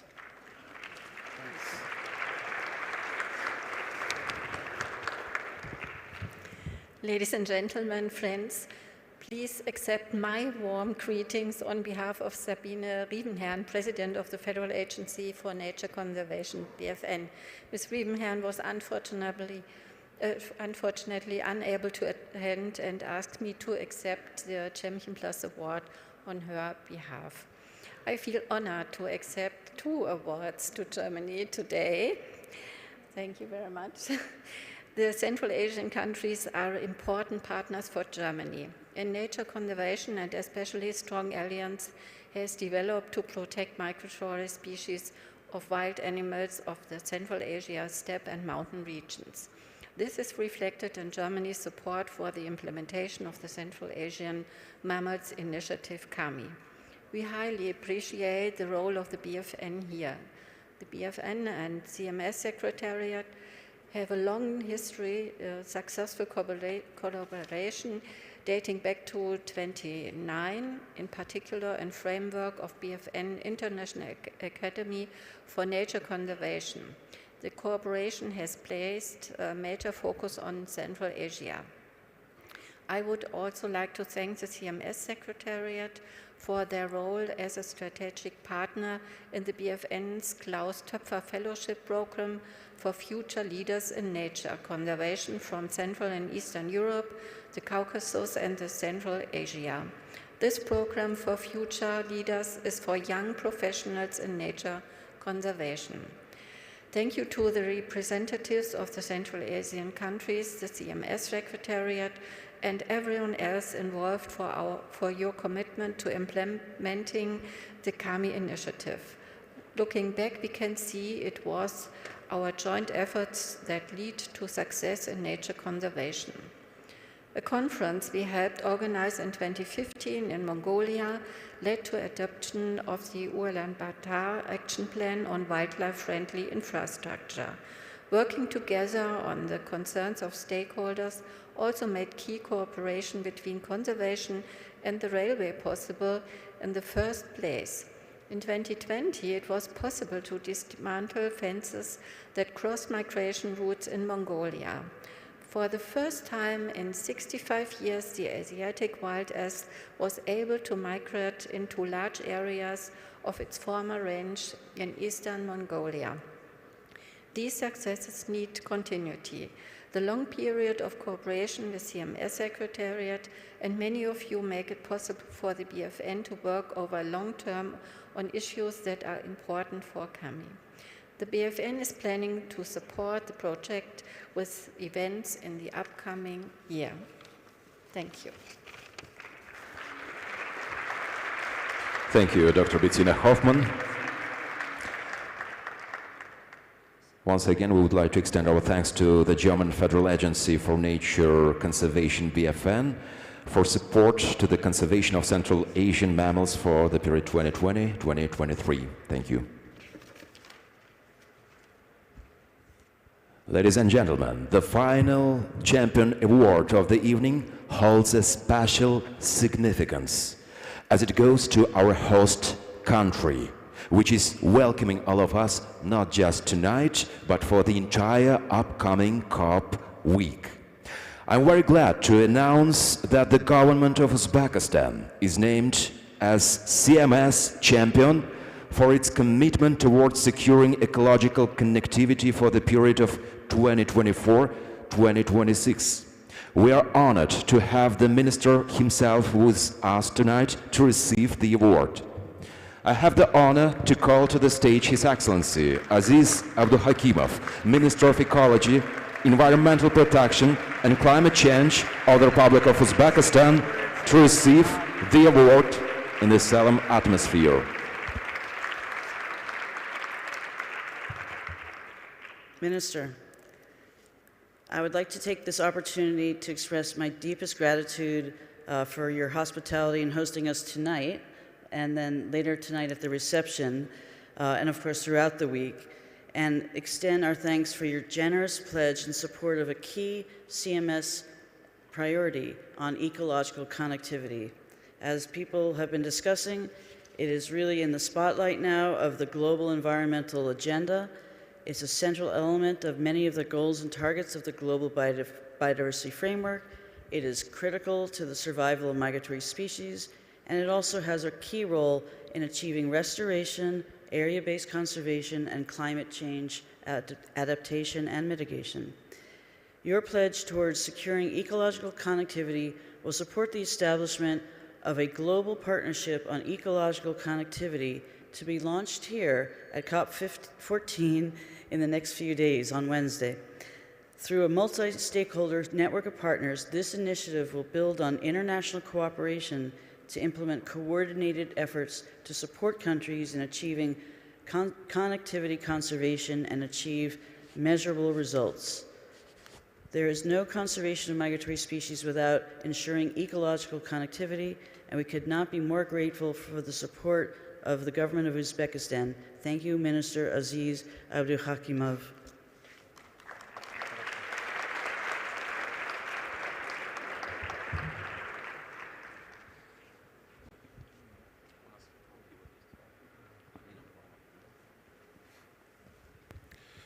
Honorable Ms. Anderson, Executive Secretary, dear Ms. Emmy Frankel, Your Excellencies, delegates, ladies and gentlemen. Thank you. I am pleased to receive the Champions Award on behalf of the government of Uzbekistan. By contributing to the CMS Global Ecological Connectivity Program, Uzbekistan participates in the worldwide efforts to safeguard migratory species. Nature does not recognize man-made boundaries and borders. Uzbekistan is well aware of this fact due to devastating effects of the Aral Sea's depletion on human and wildlife across Central Asia and beyond. The new global partnership on ecological connectivity marks a key moment in our collective work to support migratory species. This partnership provides a platform for collaboration among diverse stakeholders, enabling the maintenance, enhancement, and restoration of ecological connectivity across the world. The government of Uzbekistan is firmly committed to regional and global cooperation in our biodiversity conservation. Indeed, Uzbekistan's role in the Global Ecological Connectivity Initiative underscores our firm belief that nature has the power to bring nations together, and therefore nations must come together to protect nature. Dear colleagues, tonight we celebrate the new global partnership on ecological connectivity. Allow me to extend my congratulations to all the champions present. Each of their contributions demonstrates dedication and leadership on advancing migratory species conservation. These contributions, including financial support and political advocacy, amplify the profound commitment to safeguarding our planet's migratory species and their habitats. By showcasing the diversity and significance of initiatives the champions here are supporting, I hope that we can celebrate their achievements and encourage others to also become part of this program. Finally, we congratulate the CMS Secretariat for their tireless efforts in implementing these initiatives. Your dedication is instrumental in driving forward the mission and action of the Convention on the Conservation of Migratory Species of Wild Animals. In closing, I extend a warm welcome to all attendees of the Champions Night of the 14th Conference of the Parties to the CMS COP14. This evening celebrates our shared resolution and our shared actions to protect the diversity of migratory species on Earth. I hope that this evening and others you spend here in Samarkand will contribute to lasting memories in our country's rich culture and hospitality. I look forward to welcoming you all to our receptions this evening, which will be organized by the government of Uzbekistan. And could you please to demonstrate the map just to find the venue easily for our delegates, please? Okay, it's just next to this beautiful Congress Hall. We are waiting you. Thank you.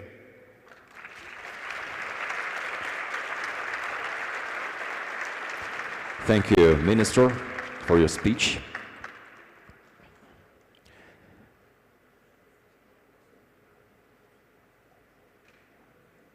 And now, ladies and gentlemen, this is the time for a special surprise. We would like to invite Ms. Amy Frankel to be awarded a Government of Uzbekistan Medal, Protector of the Environment.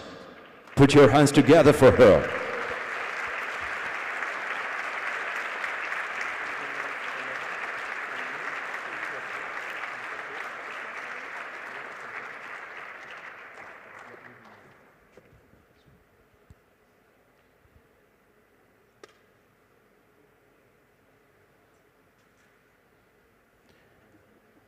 Thank you, Ms. Frankel, for your contribution and protection of the environment.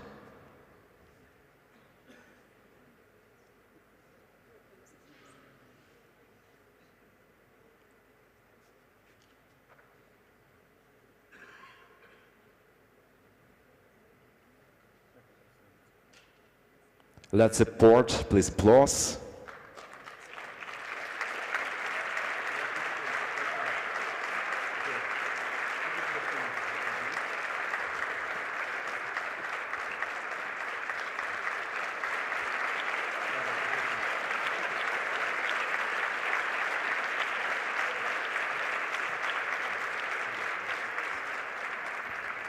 Thank you. Ladies and gentlemen,